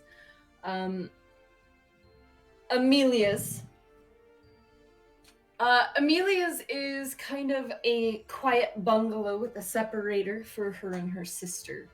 It's almost a two-part room that has been separated with a number of bamboos shaped into that of a roof and patterns on the walls where the light is let in at certain geometric patterns. From the walls and the floor grows a very, very thick ivy, and there is a hot spring centering surrounded almost by a drifting silk canopy that hovers in the air. As for Ross, your room is a relatively small room separated from the rest past a little white sand courtyard. It is very tiny with almost a straw-like little bed that is only a few inches off the mat and a bookcase. There is a mechanical lantern, an oil lantern that you can just twist on and off there, and a number of tools just in case she wanted to spend her nights doing something interesting. He's noted she likes the small spaces and not much clutter around. She likes a lot of thinking room, the clutter she seems to create on her own. And Rhea in Shala's room is basically made out of flowers. You walk into what seems to be almost a pagoda-style room that opens into a number of statues covered in roses in a verdant-style maze of very short rose bushes blossoming with reds and whites and pinks. And past that is a small-looking cottage, and on the inside, it seems as though it has been built out of the flowers itself. It has been sealed in, and the bed is a giant flower that unfolds with a number of petals to cover up with. They kind of fall from the ceiling as if this room is a living thing. There's a normal solid floor, of course, and one solid wall, but for the most part, it appears that this entire room is that of a makeshift garden of different roses, lilacs, and lilies all over the area, giving them almost a separate section from the rest of the group. It's all custom and pretty, and totally doesn't seem like Robin. I can confirm Isolanda is in heaven. She runs around exploring it, and quiet as always, but will show Edgar this amazing thing or that amazing thing, or look at this one, and oh, look at the stars. She spends the whole evening doing that.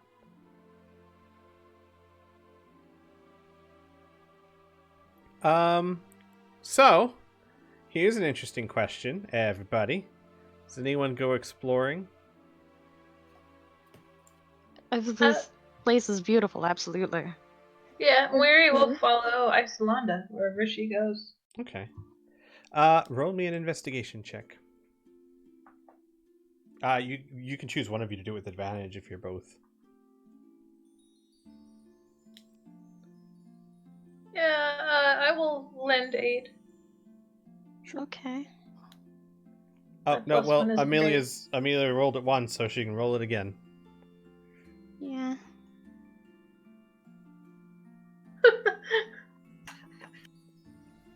You know what? Mm-hmm. If that doesn't find it, you can take the inspiration. That does. You have to choose before I say anything. Fuck it, take it. I think it's worth it. He finds all of ours. Oh man. All right.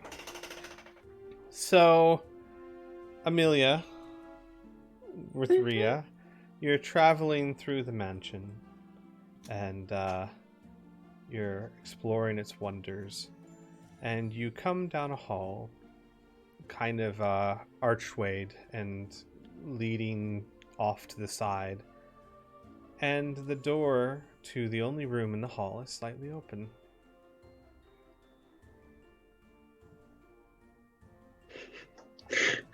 Amelia's lips just kind of like seal into like this pensive line. She looks over at Rhea, looks back at the door, back at Rhea, back at the door, back at Rhea.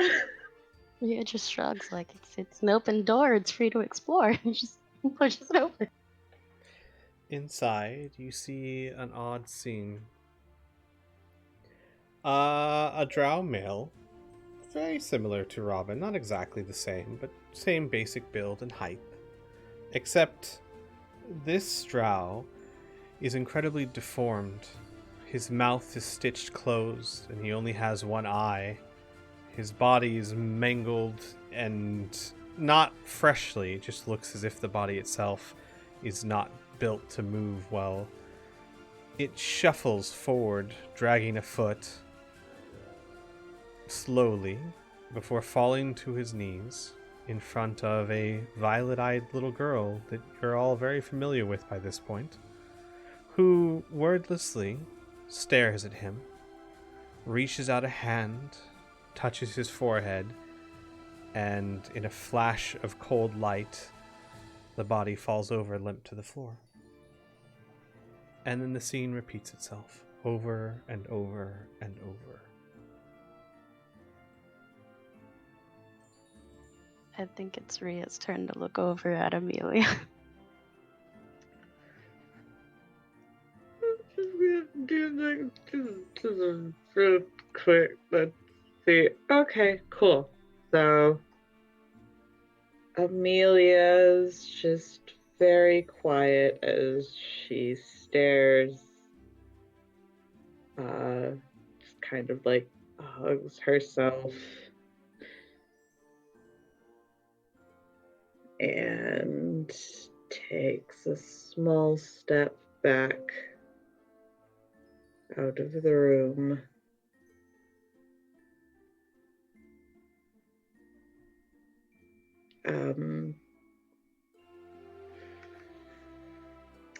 Yep.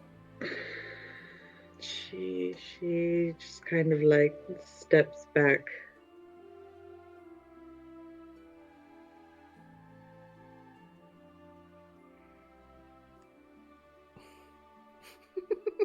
Can you shut the door, thanks? Yeah, don't be rude and leave it open. Rhea, you roll a wisdom save. I'm assuming that's a success. I mean, it's a plus 12. It would Yeah. probably succeed no matter what. But yeah, that was just proving my point. But yeah, I mean, she just would watch Amelia um, back away from the scene, and she'd sort of turn back and, I guess, in shock more than anything else, just watch it unfold another time or two before she would reach out and shut the door and would just turn around and like lay her back against it, holding the handle just to like, not as if anything inside's gonna pull the door open, but you know. Sure. Just that feeling of wanting to hold it shut. Gotcha. All right. Do any of you speak of this again, or is this one of those like we never talk about it?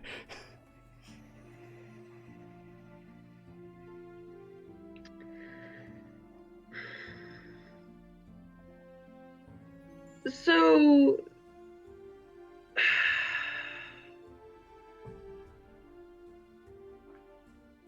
I'm kind of wondering, I'm guessing the answer is yes, but would some of Rolt's constructs have looked similar to what was done to Robin? And I'm fairly certain that was Robin. No. Rolf's constructs were exactly that, a creature built from many different creatures. This looked more like a body that had been deformed. Purposely so, given that it was sewn shut, the mouth. Mm-hmm. So that was done with purpose and intent. Okay. Seems like it. I mean, could have been, just a really bad day, but probably. But it doesn't look like something that was stitched together from Minnie. It's more like someone took a perfectly good body and just destroyed it. Yeah.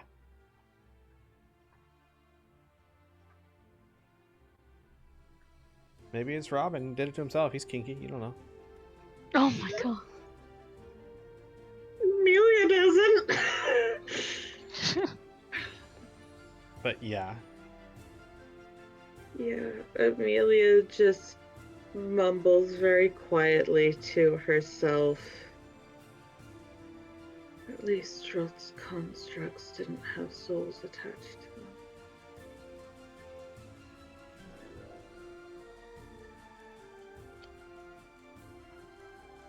What? I don't.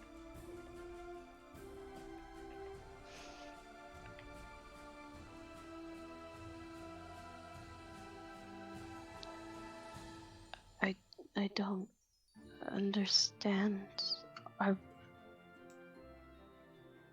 we meant to do something with this, or is this even supposed to be here? Amelia just shakes her head. I don't know.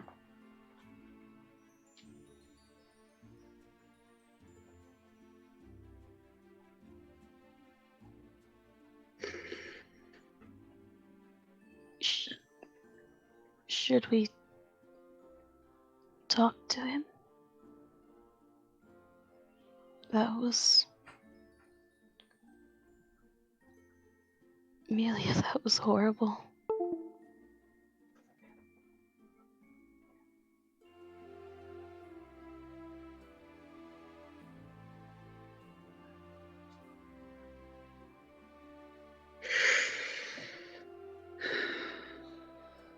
She thinks about it for what probably feels like a very long time. And eventually she just shakes her head again. I don't know. I don't know. I don't know. Maybe.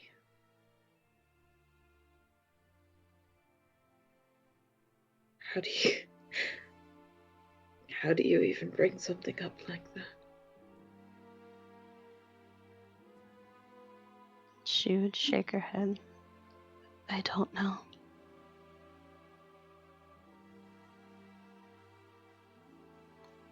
I don't think I entirely understand what I just saw to bring it up.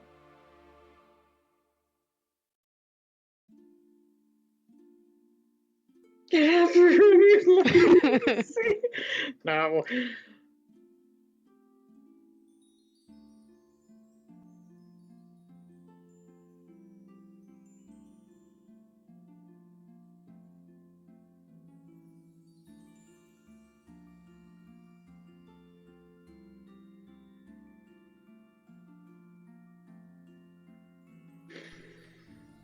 So is that scene or? I mean, at that point, like, Amelia's doesn't know how to bring it up, and apparently neither does Ria, so I guess they just kind of, like, stand there in the hall for a while before they move on eventually. Gotcha. Essentially, yeah. All right. Just Sure. like, what the fuck do you do with that? Shut the door and leave. Yeah, shut the door and internalize it. Done. Gotcha. All right. Before we move on to what I have in store, anything else anyone would like to do? Yeah, but only after everyone else is done. Okay. Anyone else have anything? Okay then. Oh, go ahead. Rabbit's going to feed Isolanda all the things and have the fairies tend to her and be her best friend and tell her stories of fairyland, which will just be twisted versions of things that Robbins has seen or done, but with fairy twists, like fairy tale. And yeah, stalk her. He's going to stalk her a lot.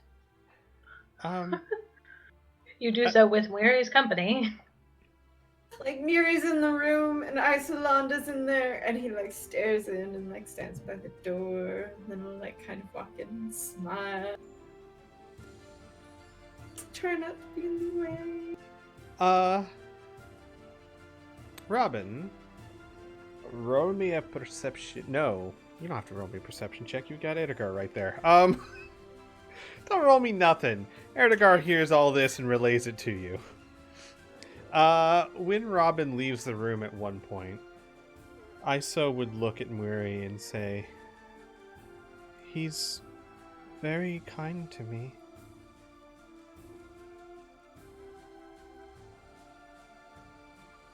Wary nods. He is a kind man. Why? I haven't done anything for him. He's never asked anything of me.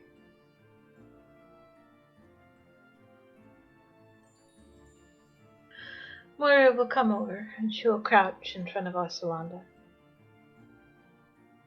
Because you are a person worth being kind to. She looks at you as if she doesn't understand at all. No. You work and then you get sweets. But I haven't worked. I don't understand what he wants from me. I don't know what any of you want from me. And she touches her scarf.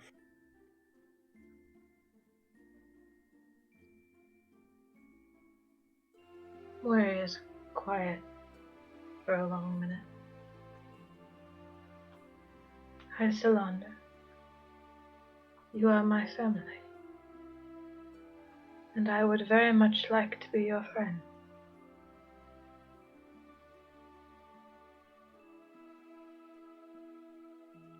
She looks at you. Roll me a persuasion check with advantage. Fuck me. No, with Okay. advantage because she's in a very. I mean, Robin has been very, very sweet to her, so she is more receptive to. She just wants to know what the hell you all are doing. You're not asking for anything. That's a scam if I ever heard it. You don't ever go to another country and then just take something for free. Someone's scamming you.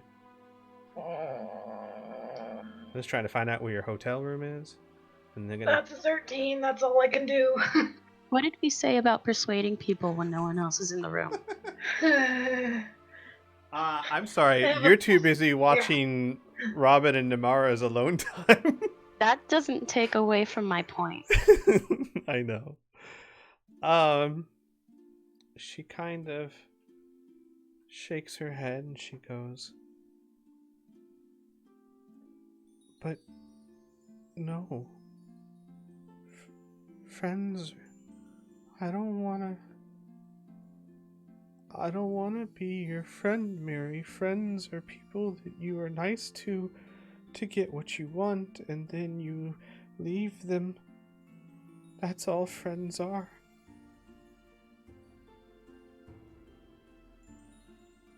I don't want you to be that.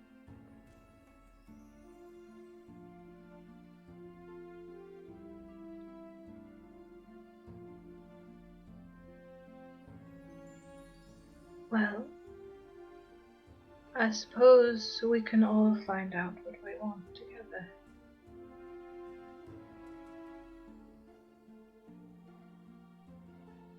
She looks uncertain, but she nods. Right.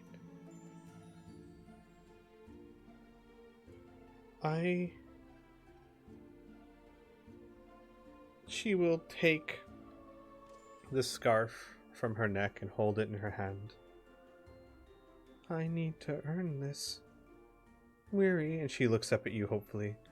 Tell me to do something. Make me do something. If you don't need anyone killed, then tell me something.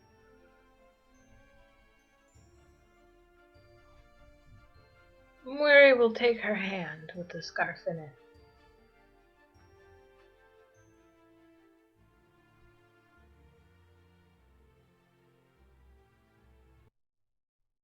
Let's see. And the music stops.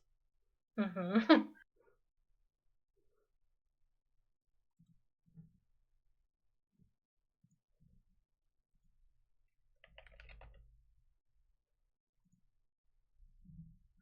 Eat your vegetables. And Mary's quiet for a long time because that's a lot of responsibility she was just given. And she taps her beak. How about you tell me a story A story? of the best dream you ever had, or the most wonderful place you've ever been? Oh boy. Alright,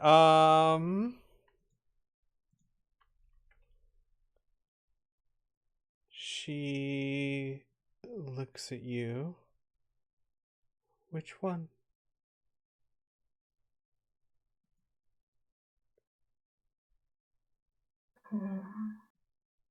You said your favorite dream was about clouds. Is that right? She nods. Yes. It was. And you were flying. She nods and she sits down. Yes. I was flying among the clouds. It was beautiful and blue. I felt so free. The wind in my hair. And I would look down, and I would see an army swarming over the hills. They were attacking a castle, I think. they were attacking it and killing everyone inside. But I was far away. I wasn't in danger. I was soaring through the sky and the wind in my hair. It's my favorite dream. It's where I saw him. Not exactly like he is now, but I could tell it was him. Down there, leading the army, looking so brave. You saw Robin among them. She nods and begins playing with her scarf.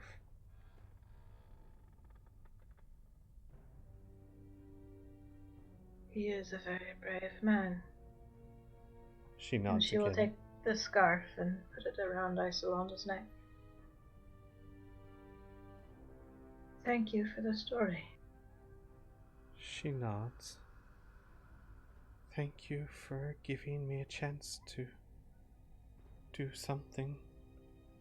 I don't want you to be my friend, Mary. I like you.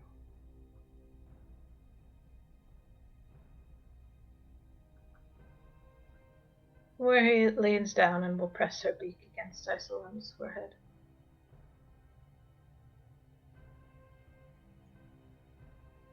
You are a very brave girl, Isolanda. You are ever so brave. She doesn't respond. Robin, you hear all of this. Yeah.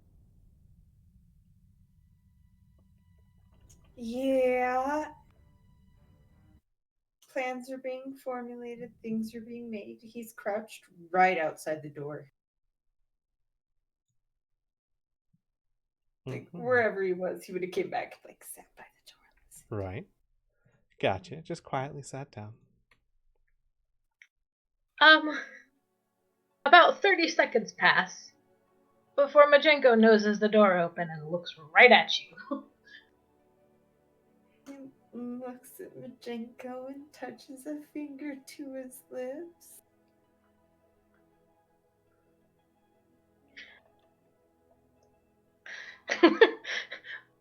Majenko will, with his little tiny cat claws, will climb up your arm and sit on your shoulder. Robin will tolerate it like a person who loves kittens. And at some point, Mary will ask him to ask you to come in, please. Oh boy. Robin will take a breath and we'll go into the room. And we'll walk right up to Isolanda, look at Miri like, you were handling this fine. Robin, you're not my friend. I like you too. I can't be your friend. Oh, right? She shakes her head. No, I like you. I don't want you to be my friend. Isolanda, I think you have mistaken what a friend is. Your family seems to have a misconception about what that word means. He looks to Miri like, right? Mary nods. Some words mean different things to different people. To me, a friend is someone you like, that you don't want to hurt. A friend is someone you trust. So friends, so words mean different things?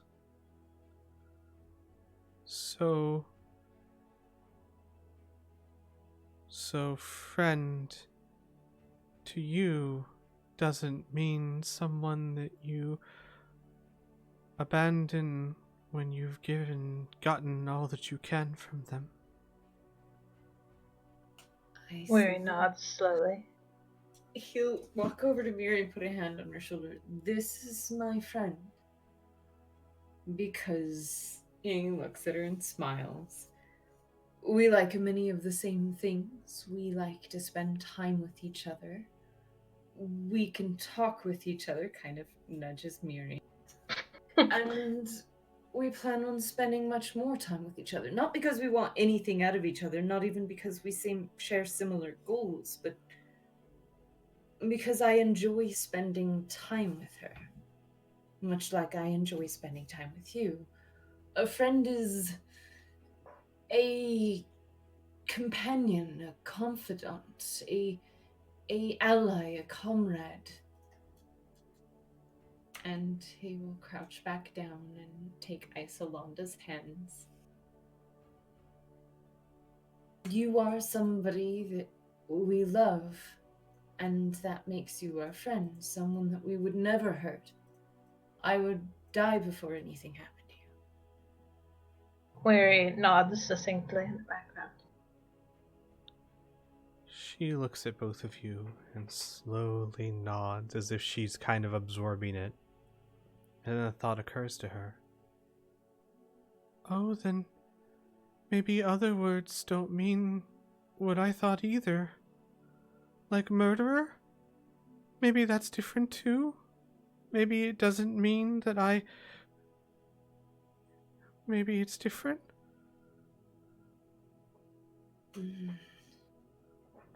Isolanda, you are far too young to be a murderer.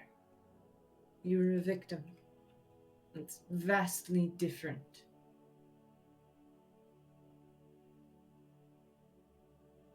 She looks at you.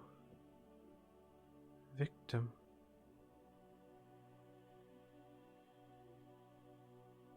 I don't think I like that word either. You're not anymore.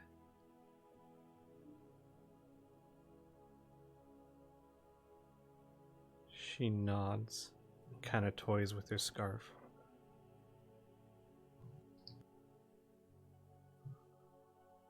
Robin, why are you so nice to me? He smiles a little wider and just kind of plops down fully on the ground in front of her. Because I enjoy your attention. I think you're beautiful and you're wonderful and you have such familiar but different ideas that I feel I can correlate with myself, and I want to spend all my time with you. That is why I like you. It makes me happy. You make me happy, Isolanda, and kind of shakes her hands a little and pulls her closer.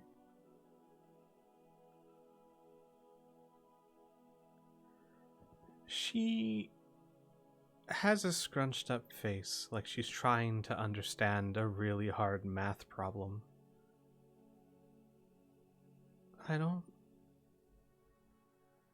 I'm not sure I understand. I haven't done anything for you. You've never asked. Has that scarf done anything for you? Oh, yes. It makes me feel good. All right. And you make me feel good. Do I make you feel good? And kind of holds his hand. She nods.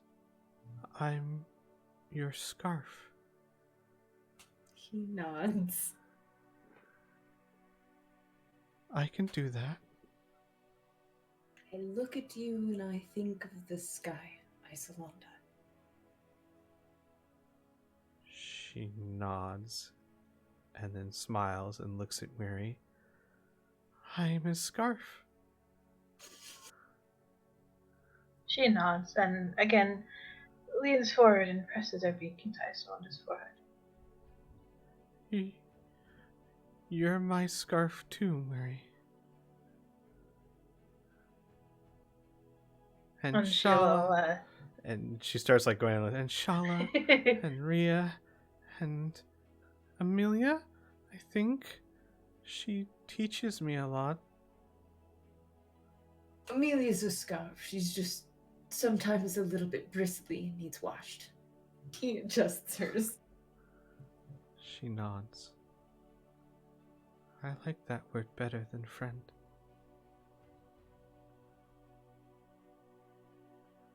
Well, it looks like we're going to have to change language.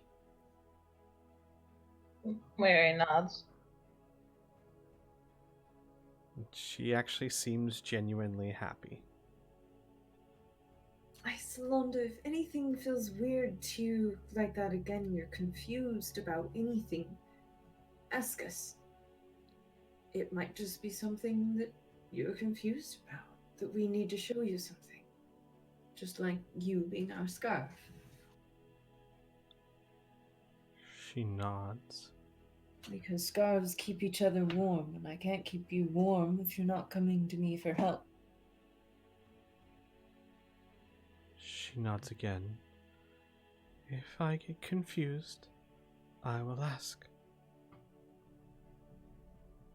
He will smile and kiss her forehead and lay on the floor and say, I am staying in this room tonight.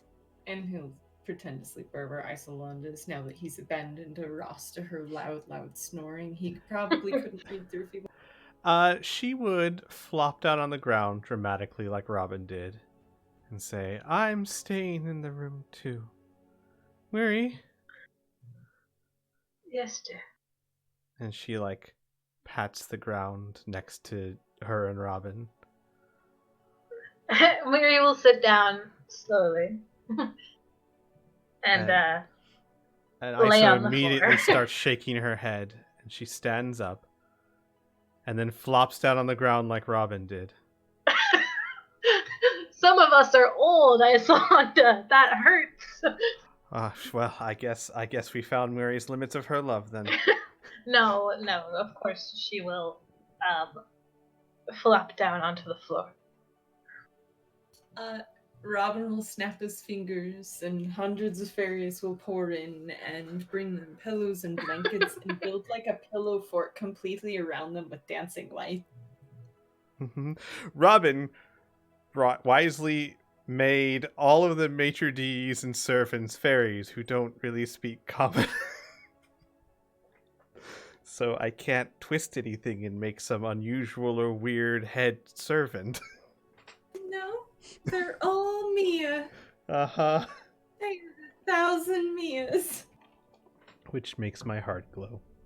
And when everybody's all settled, Mary will, from her laying flat on her back, I guess, will lean out and pat Isolanda's hand. You were kind enough to give me a story. How about I tell you? Oh. Robin rolls over and wraps his arms around Isolanda, like, so looks over her and is like, oh, like a little kid too. Yeah, like they both look excited. What would you like to hear about? Your best dream.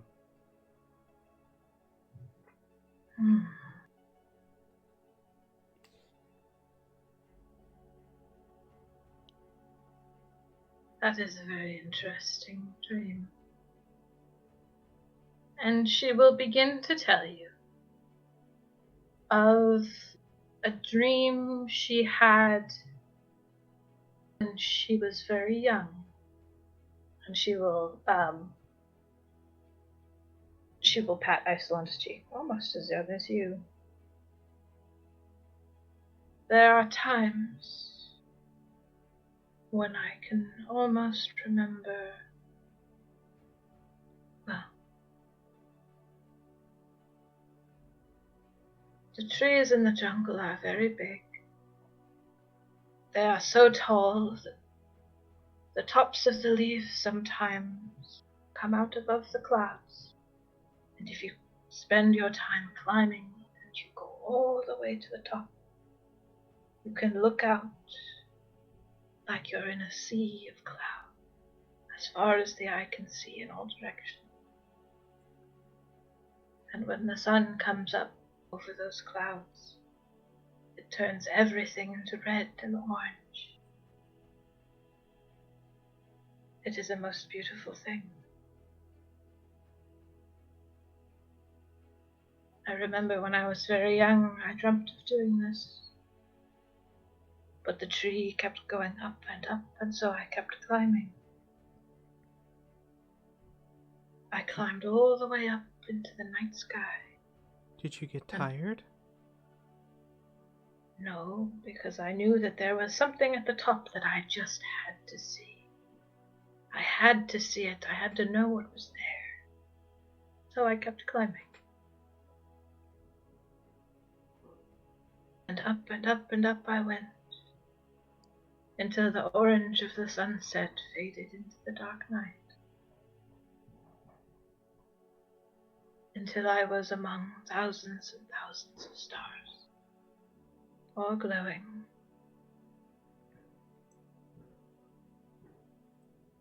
And I remember getting up there, and I remember looking out. I remember looking at all the stars.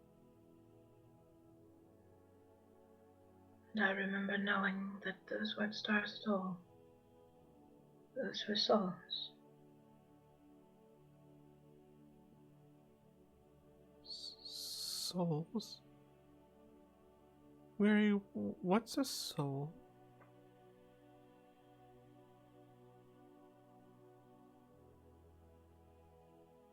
It is something about you that cannot be changed. It is who you are.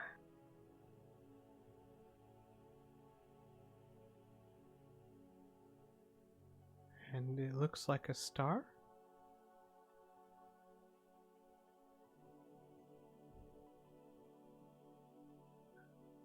Her eyes crinkle. Yes. She kind of looks at herself. And then looks at Robin. You have a soul?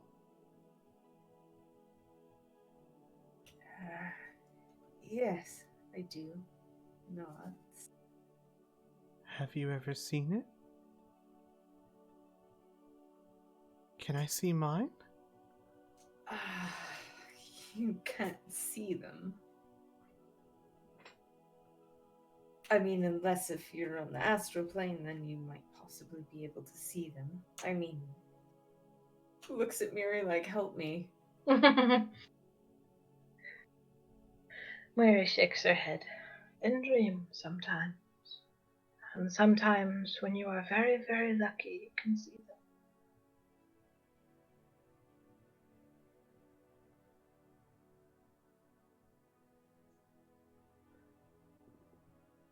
She... Oof. Give me a second here. Okay. She looks as if she's thinking about something, and then shakes her head.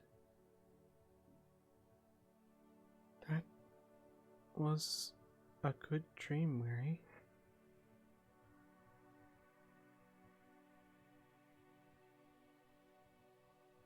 She nods. It was a good dream.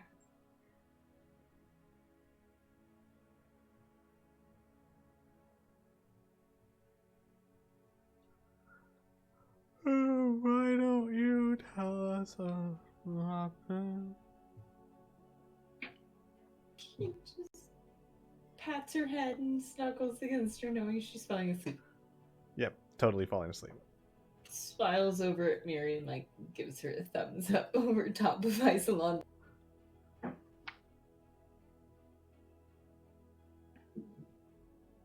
And Mary will wait as Isolanda falls asleep behind her hair.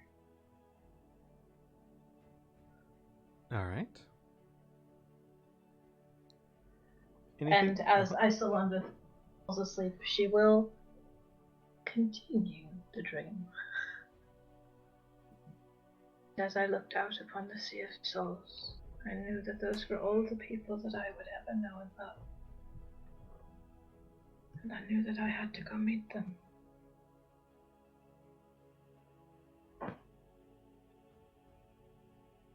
It is not a decision I regret. I am glad to have met you, Robin. You are a kinder man than you think you are.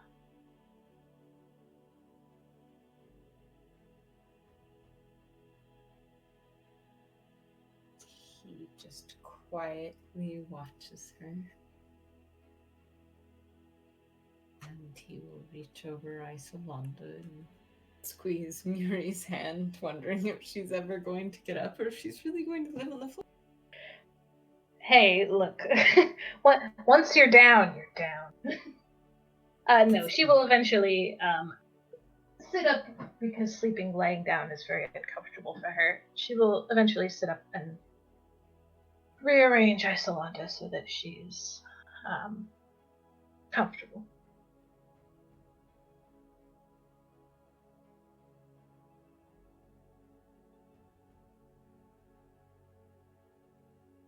Gotcha.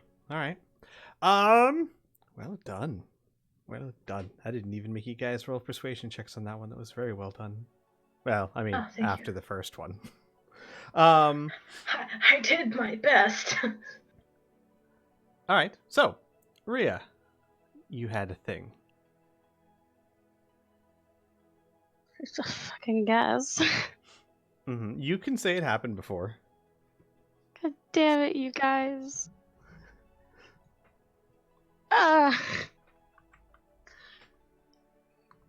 Yeah. I mean, if the other party is okay with that. Wings. What? I'm fine with whatever. Okay. Yeah. I apologize for losing my voice throughout all of this. Apology not accepted. How dare you? Oh, damn it. Okay. I'll make it up to you. But yeah, before this, after the whole stuff going down with the door and all that funness, she would have explored just a little bit more to try and get her mind off of it. And then would have wandered around a bit more and tried to find Robin at some point.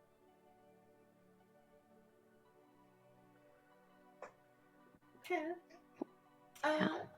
For the most part, while he's here and he's not bothering Iso before he started doing that, he'd probably be in like some sort of white yukata looking, very regal, sitting by the cart, humming along to the tune, smoking some long stem pipe with fairies doing his hair like some sort of weirdo.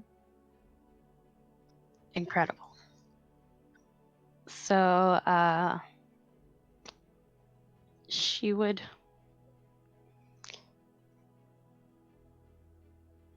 walk up and clear her throat. Robin, are you busy? No, absolutely not for you. Please have a seat. And we'll move over from where he's leaning on the wheel, pat the ground next to him in the grass. Oh, well, I don't have to take up too much of your time if you, Rhea, sit next to me. Please let me enjoy your company. And we'll put out the pipe.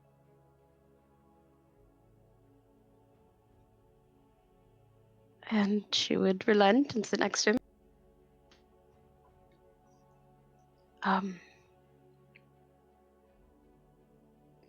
This place is very nice, Robin.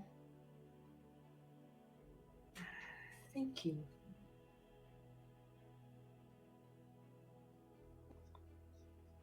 Thank you. He smiles. I'm glad you like it. It's a creation of a number of different places, but it reminds me most of home, and I thought it would be pleasant. And I mean, I've seen a lot. Why not give everything I've seen to you as a present? I don't have much, but it's the best I could do. You're welcome. I'm sorry. No,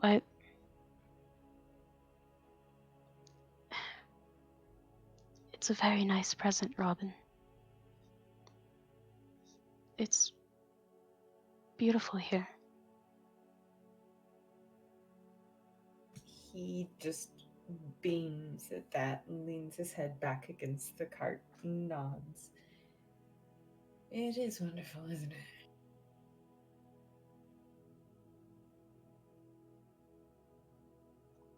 And she would nod absentmindedly for a moment and would look out a bit over the area and then turn to him. Robin.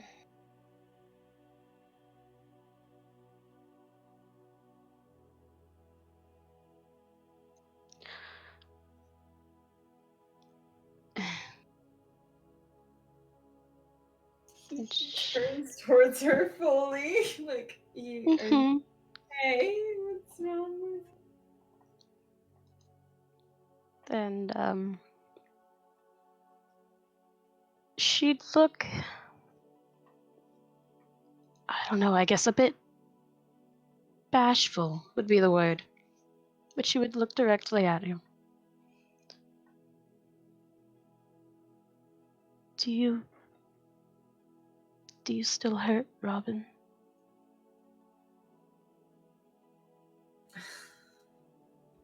He will sigh and shake his head no and say, no, I understand. If anything, I feel guilty. It's fine. It's not fine. I forgive you completely, Rhea. I'm sorry I'm an idiot. And we'll take her hand and reach it towards his mouth and stop and put it down and pat it twice. No, guilty for what? The whole...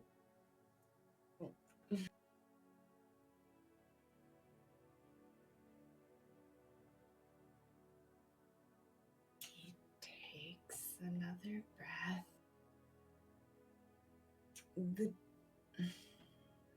That I was hurt by that when you had no ill intention.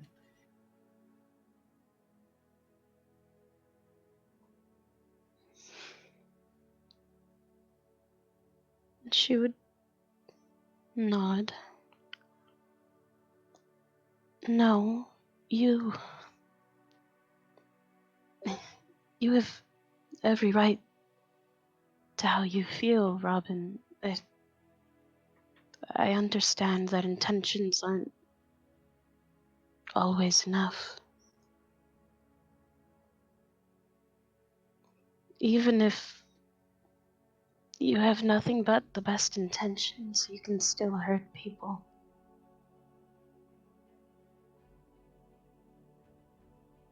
He nods, but just squeezes her hand. That is a true and a lesson to learn. But unlike most people, I am exceedingly forgiving. I don't think you could hurt somebody if you really in your heart wanted to. I mean, I think you could mess them up with how strong you are, but I don't think you hold any ill intent, and just kind of starts looking around as he reasons through how Rhea could probably break someone's arm, but not their heart, and just starts ranting on it.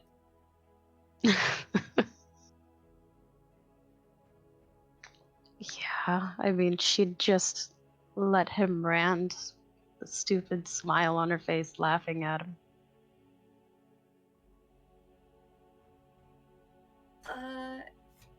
He will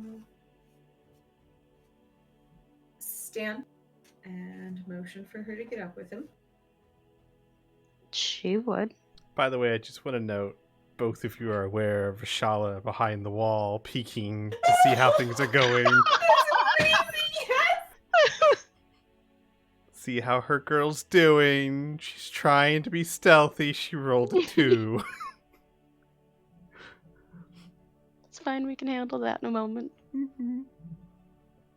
Robin will pause and make eye contact with Rhea over the shawl. Rhea. Rhea would just look at him, like, very sharply, would just shake her head. Like, just don't worry about it. He I see it. continues then, and he will open up the cart, which he would seem to have one of the fairies bring a key. And inside is a very rainbow-esque colored cart with a looks like cushions on the left and the right-hand side and a table in the center. And he will motion in and say, Shola likes good tea, right? Refined taste and whatnot. I believe so. I know she favors Jasmine. Robin will dig out from a stash inside the cart that once belonged to somebody and find some jasmine tea. And he will find some sort of dandelion honey mead, some sort of fey liquor of some sort, and stack them all together and come out of the cart and hand them all to Rhea and kiss her on the cheek and say, I hope you have a fantastic honeymoon here. And don't forget about me once you're all, married and stuff.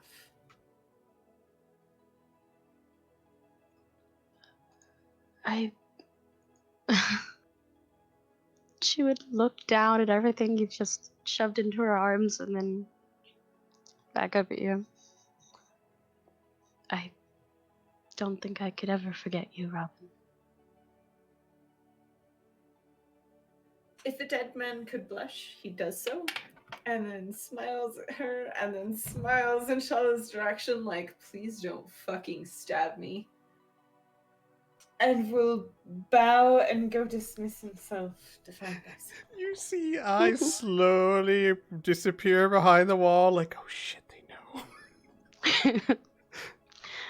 And as Robin's off to find Iso, Rhea would walk directly off to where Shala is, and before even turning the corner past the wall, would be like, I have tea for you. Give me a second. So a very sheepish looking Shala would turn the corner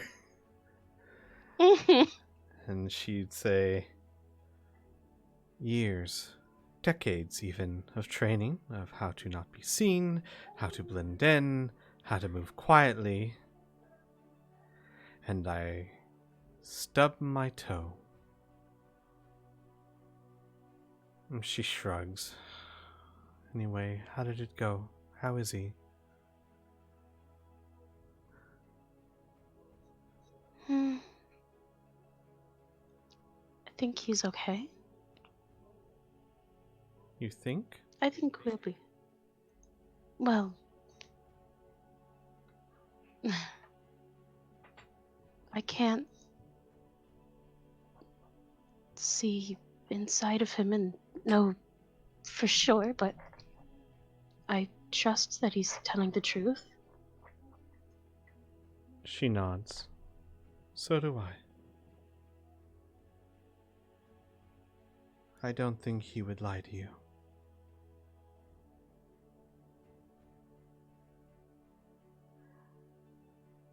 Good. This is great.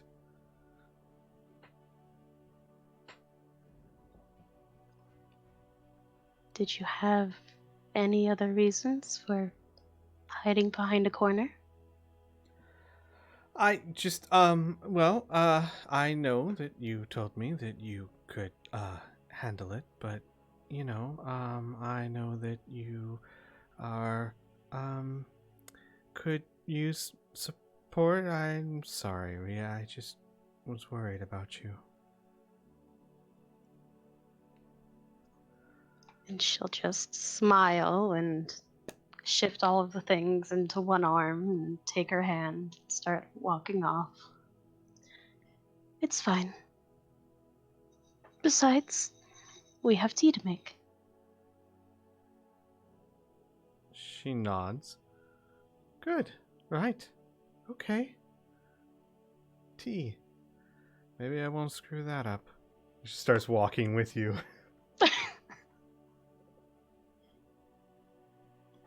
Jeez.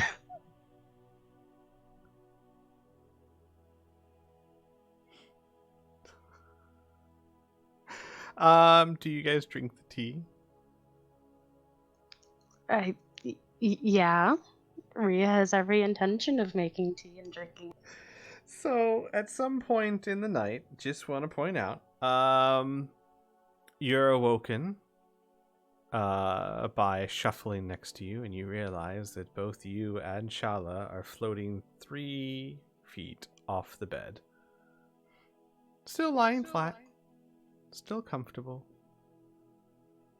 But this tea is made from products from the Feywild.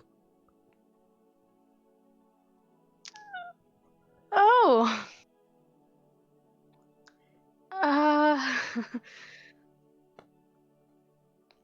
Rhea not being aware of any of that. And not being very good with magic aside from her own to begin with. Mm-hmm. Probably very freaked out. What the fuck is happening? And to reach out and just shake Shala. Give me a second. Shala, Babala, F5, Babala, Shala.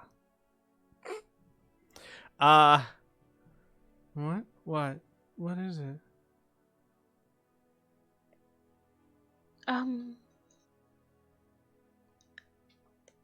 Do you see that we're floating, or is... Like an eye will pop open. She'll rub it, she'll look down.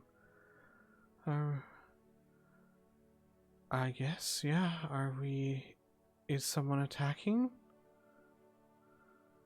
No, they can't. We're in the mansion, right? Rhea just furrows her brows and looks at her and nods. And she'll like yawn, stretch an arm around Rhea, and go back to sleep.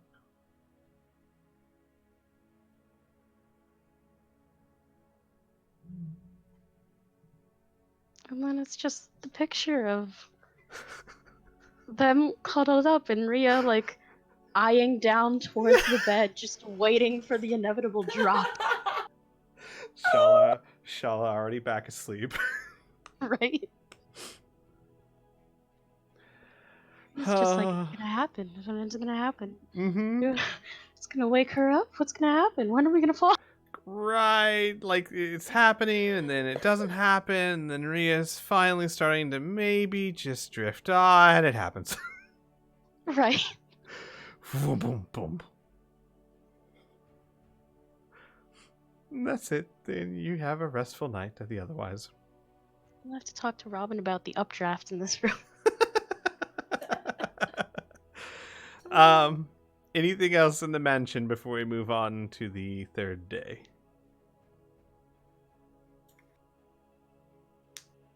No? Gotcha. No. So, let's see. Eeny, meeny, miny, mo.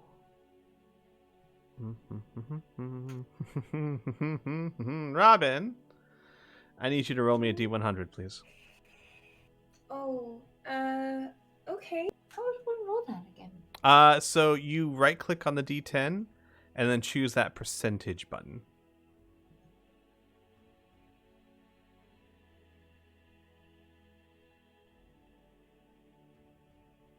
And then it should give you 2 D10s. Yeah, there you go. 11. Oh. All right.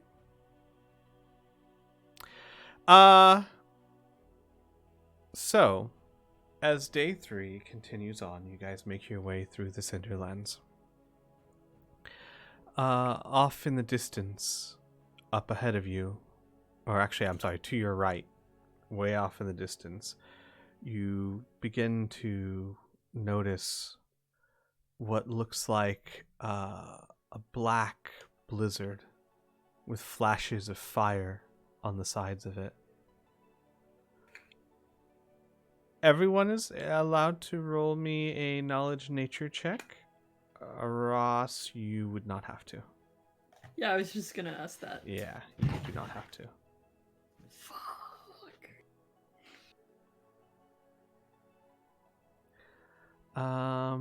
Robin, Rhea, and Weary, through whatever devices. Robin, maybe you heard about this from Ash Dancer. Weary and Rhea, you probably have heard of these at some point. They're not unfamous. One of the things the Cinderlands are known for that you hear tale about are things called ember storms. And Ross, you know this. You don't have to roll for it. Ember storms typically are caused in the aftermath of a large wildfire, which is incredibly common in the Cinderlands for obvious reasons. The science to some of you may not be completely understood, but Ross, you would have done some research on this, being who you are. And what happens is that the heat by the wildfire is so great that the surrounding oxygen burns swiftly, creating an inward-facing wind. And once this occurs, there's a perpetual cycle of oxygen, ash, and embers that feed the fire and intensifies its heat, giving it its own renewable fuel source. The winds produced by the phenomenon can reach gale force, and the storm, the ember storm as it's called, can become devastating in size and travel up to hundreds of miles. There is one off to your right in the distance, but it looks like it's headed your way. Yes, Amelia. We still have an entourage following us? Everyone roll me perceptions who'd like to look.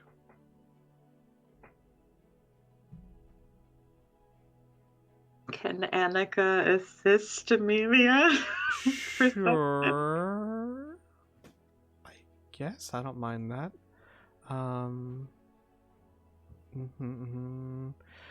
I will say that you are all fairly confident that not at the moment. Nope, you don't see anyone following you. No, that's so interesting. Wow, okay, Might cool. have GTFO'd or something. I don't know. Cool. Big black blizzard on the horizon. Also, I would ask if there is any place we can hide or wait the storm out, like natural caves or something. That would take a survival check as you start looking around. And Aras, you would know this especially. Ember storms can be incredibly dangerous. Not only do they have gale force winds, they don't have precipitation per se, but they fling enough dust and flame around that it can seriously damage or even kill people caught out in it. Ross, roll with advantage because Mary will help you. Yeah, roll one more time. Nope. And can we fit the horses/wagons into the mansion door? I don't No, know how you wide that door definitely is. cannot. No. Okay. I don't know how wide the door was. Right, so. no. The door is wide enough to have maybe a large person squeeze through it. Like you might... No, actually, I don't think you could even get the horses in, but certainly not the carts. Okay. You can get a horse through an average doorway. You probably could Yeah. squeeze them through, yeah. But the carts would be left trust out. me. The carts and all the supplies on them, etc., would be left to the the whims of the storm. Aras, you could tell that you probably have a good, if it's moving directly towards you, 30 minutes. If it's at an angle, longer. It just depends. And of course, with the storm that big, it's almost impossible to tell. However, with your survival check, you start scanning the area, looking for some place where you could shelter during the Ember Storm. And you do find a place way off in the distance. It would be a trek. You would have to push the horses to get there, but you do see a row of low cliffs off in the horizon directly in front of you, like a small mesa. And at the bottom of them, you do see several loose rocks and formations that very well could house, if not a cave directly, at least shelter against the storm. So, Aras, seeing this, will say immediately to whoever's driving the carts, head for the cliff, run as fast as you can, or, ride the horses as fast as you can.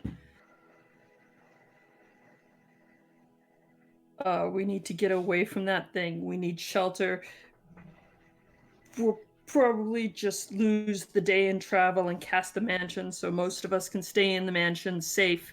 And we need to have shelter for the horses and supplies.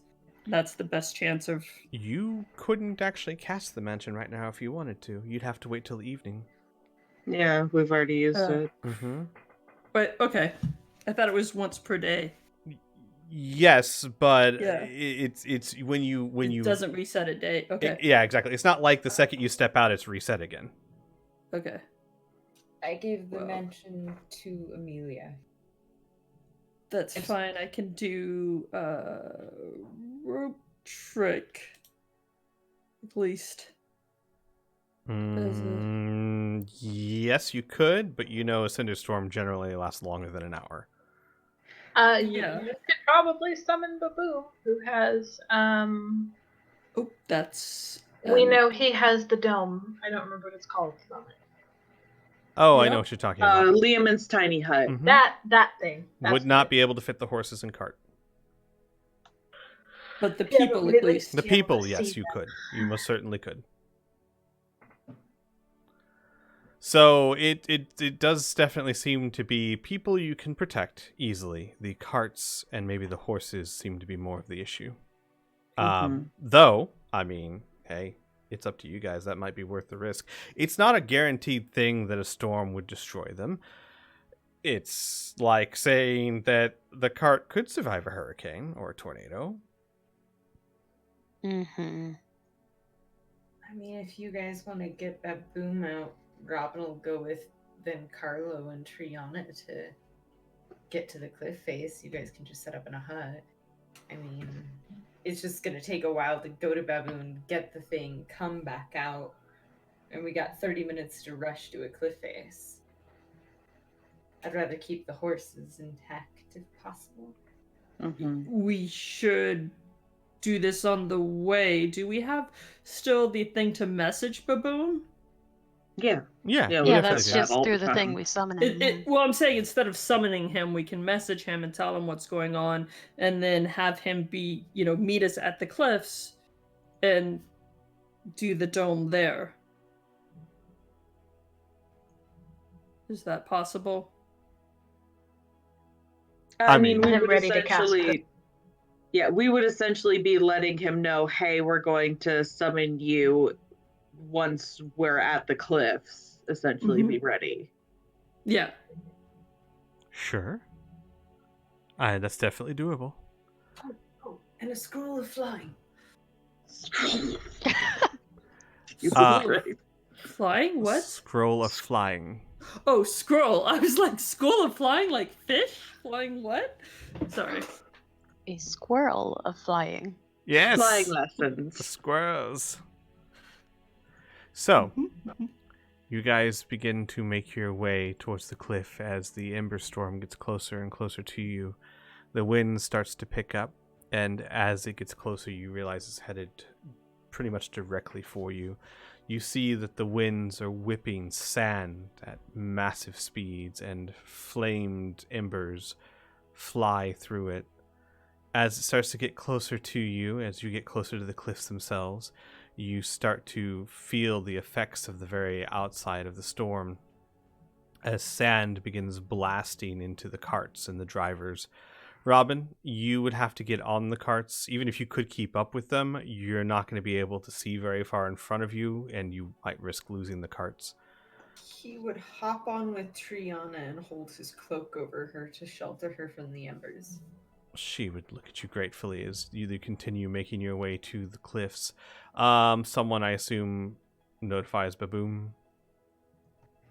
Yes. And Assuming Aras would do that. Gotcha. And you guys make your way towards the cliffs. And as you do approach the cliffs, as you get very close, the sand is starting to become painful. It's starting to sting you in your skin, and you can hear it. Those of you inside the carts, it sounds like a hailstorm almost of just sand whipping against the carts. You notice that there is a small door, well, not door, cave-like entrance at the bottom of the cliff. And when I say small, it's large enough to fit the horses and the carts, but you don't know how far the cave goes or anything of that nature. As you are approaching the cliffs, you don't quite make it before the full onset of the storm hits you. And I would like everyone, please. Give me a second. Where is... you all take... Did that roll? I don't know if that rolled. 6 points. Yeah, 6 points of damage. As the sand begins to tear at your skin. I'm sorry, not all of you. Those of you in the cart, you're fine. Robin, Triana, Vincarlo, at least. I don't know who else would be outside. Probably I would Rhea also- and Claire.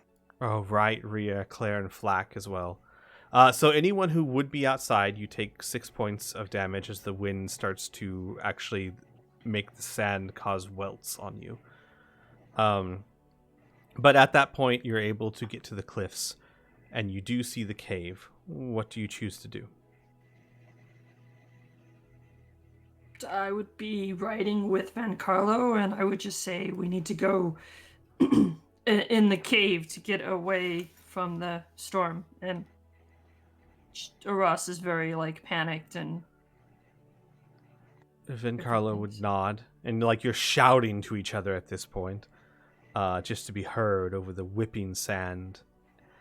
And it causes a very weird alien type of view, as there are still flames and cinders whipping above your head, giving the world around you, what you can see of it, an orange-reddish glow as you make your way towards the cliffs. And barely slowing down, Vincarlo guides the horse into the cave with Triana behind it, and she looks at Robin and she kind of goes, "All right, well, I guess we're going in."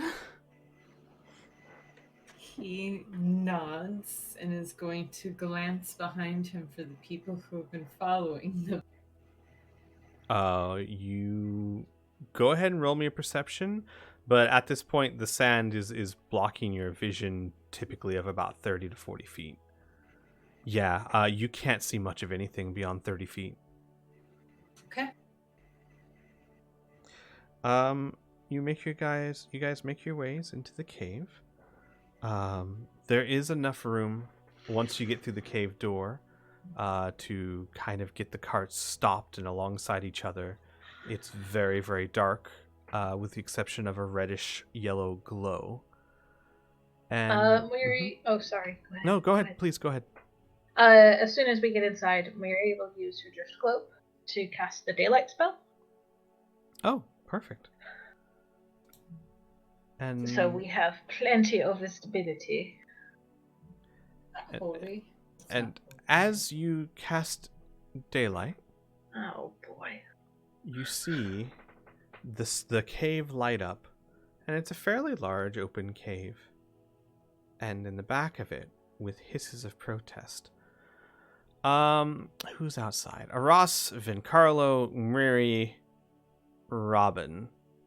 So Aras, Miri, and Robin, I would like you all to roll me a knowledge nature check, please.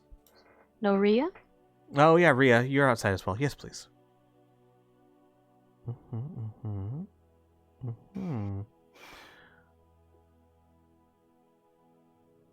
Aras and Ria, you're not really aware of what these are. Robin, you're very aware. Murray, you may have seen these before, as a pack of basilisks stare at you. Oh, good. fuck me. And we're going to have to end the session there, because we certainly do not have time to take this on. Oh, god damn it. That's cool. You guys can just go right back outside. That's cool. Yeah. Obviously, this cave is taken. We're sorry. Did not know it was occupied. Yeah. We've heard you, and I'm sorry, and I'll come back every day. I need to use Oh my random God. encounter tables more Bad often. idea. Bad idea, Rhea. Just a second, everyone. See, Wings, I need to use random encounter tables more often. These are fun. Oh. All right, everyone. Join us next week as our brave heroes do stuff. I really don't know how they're going to react to this, so I'm not even going to say. Kill some lizards. Maybe. Possibly. We'll see.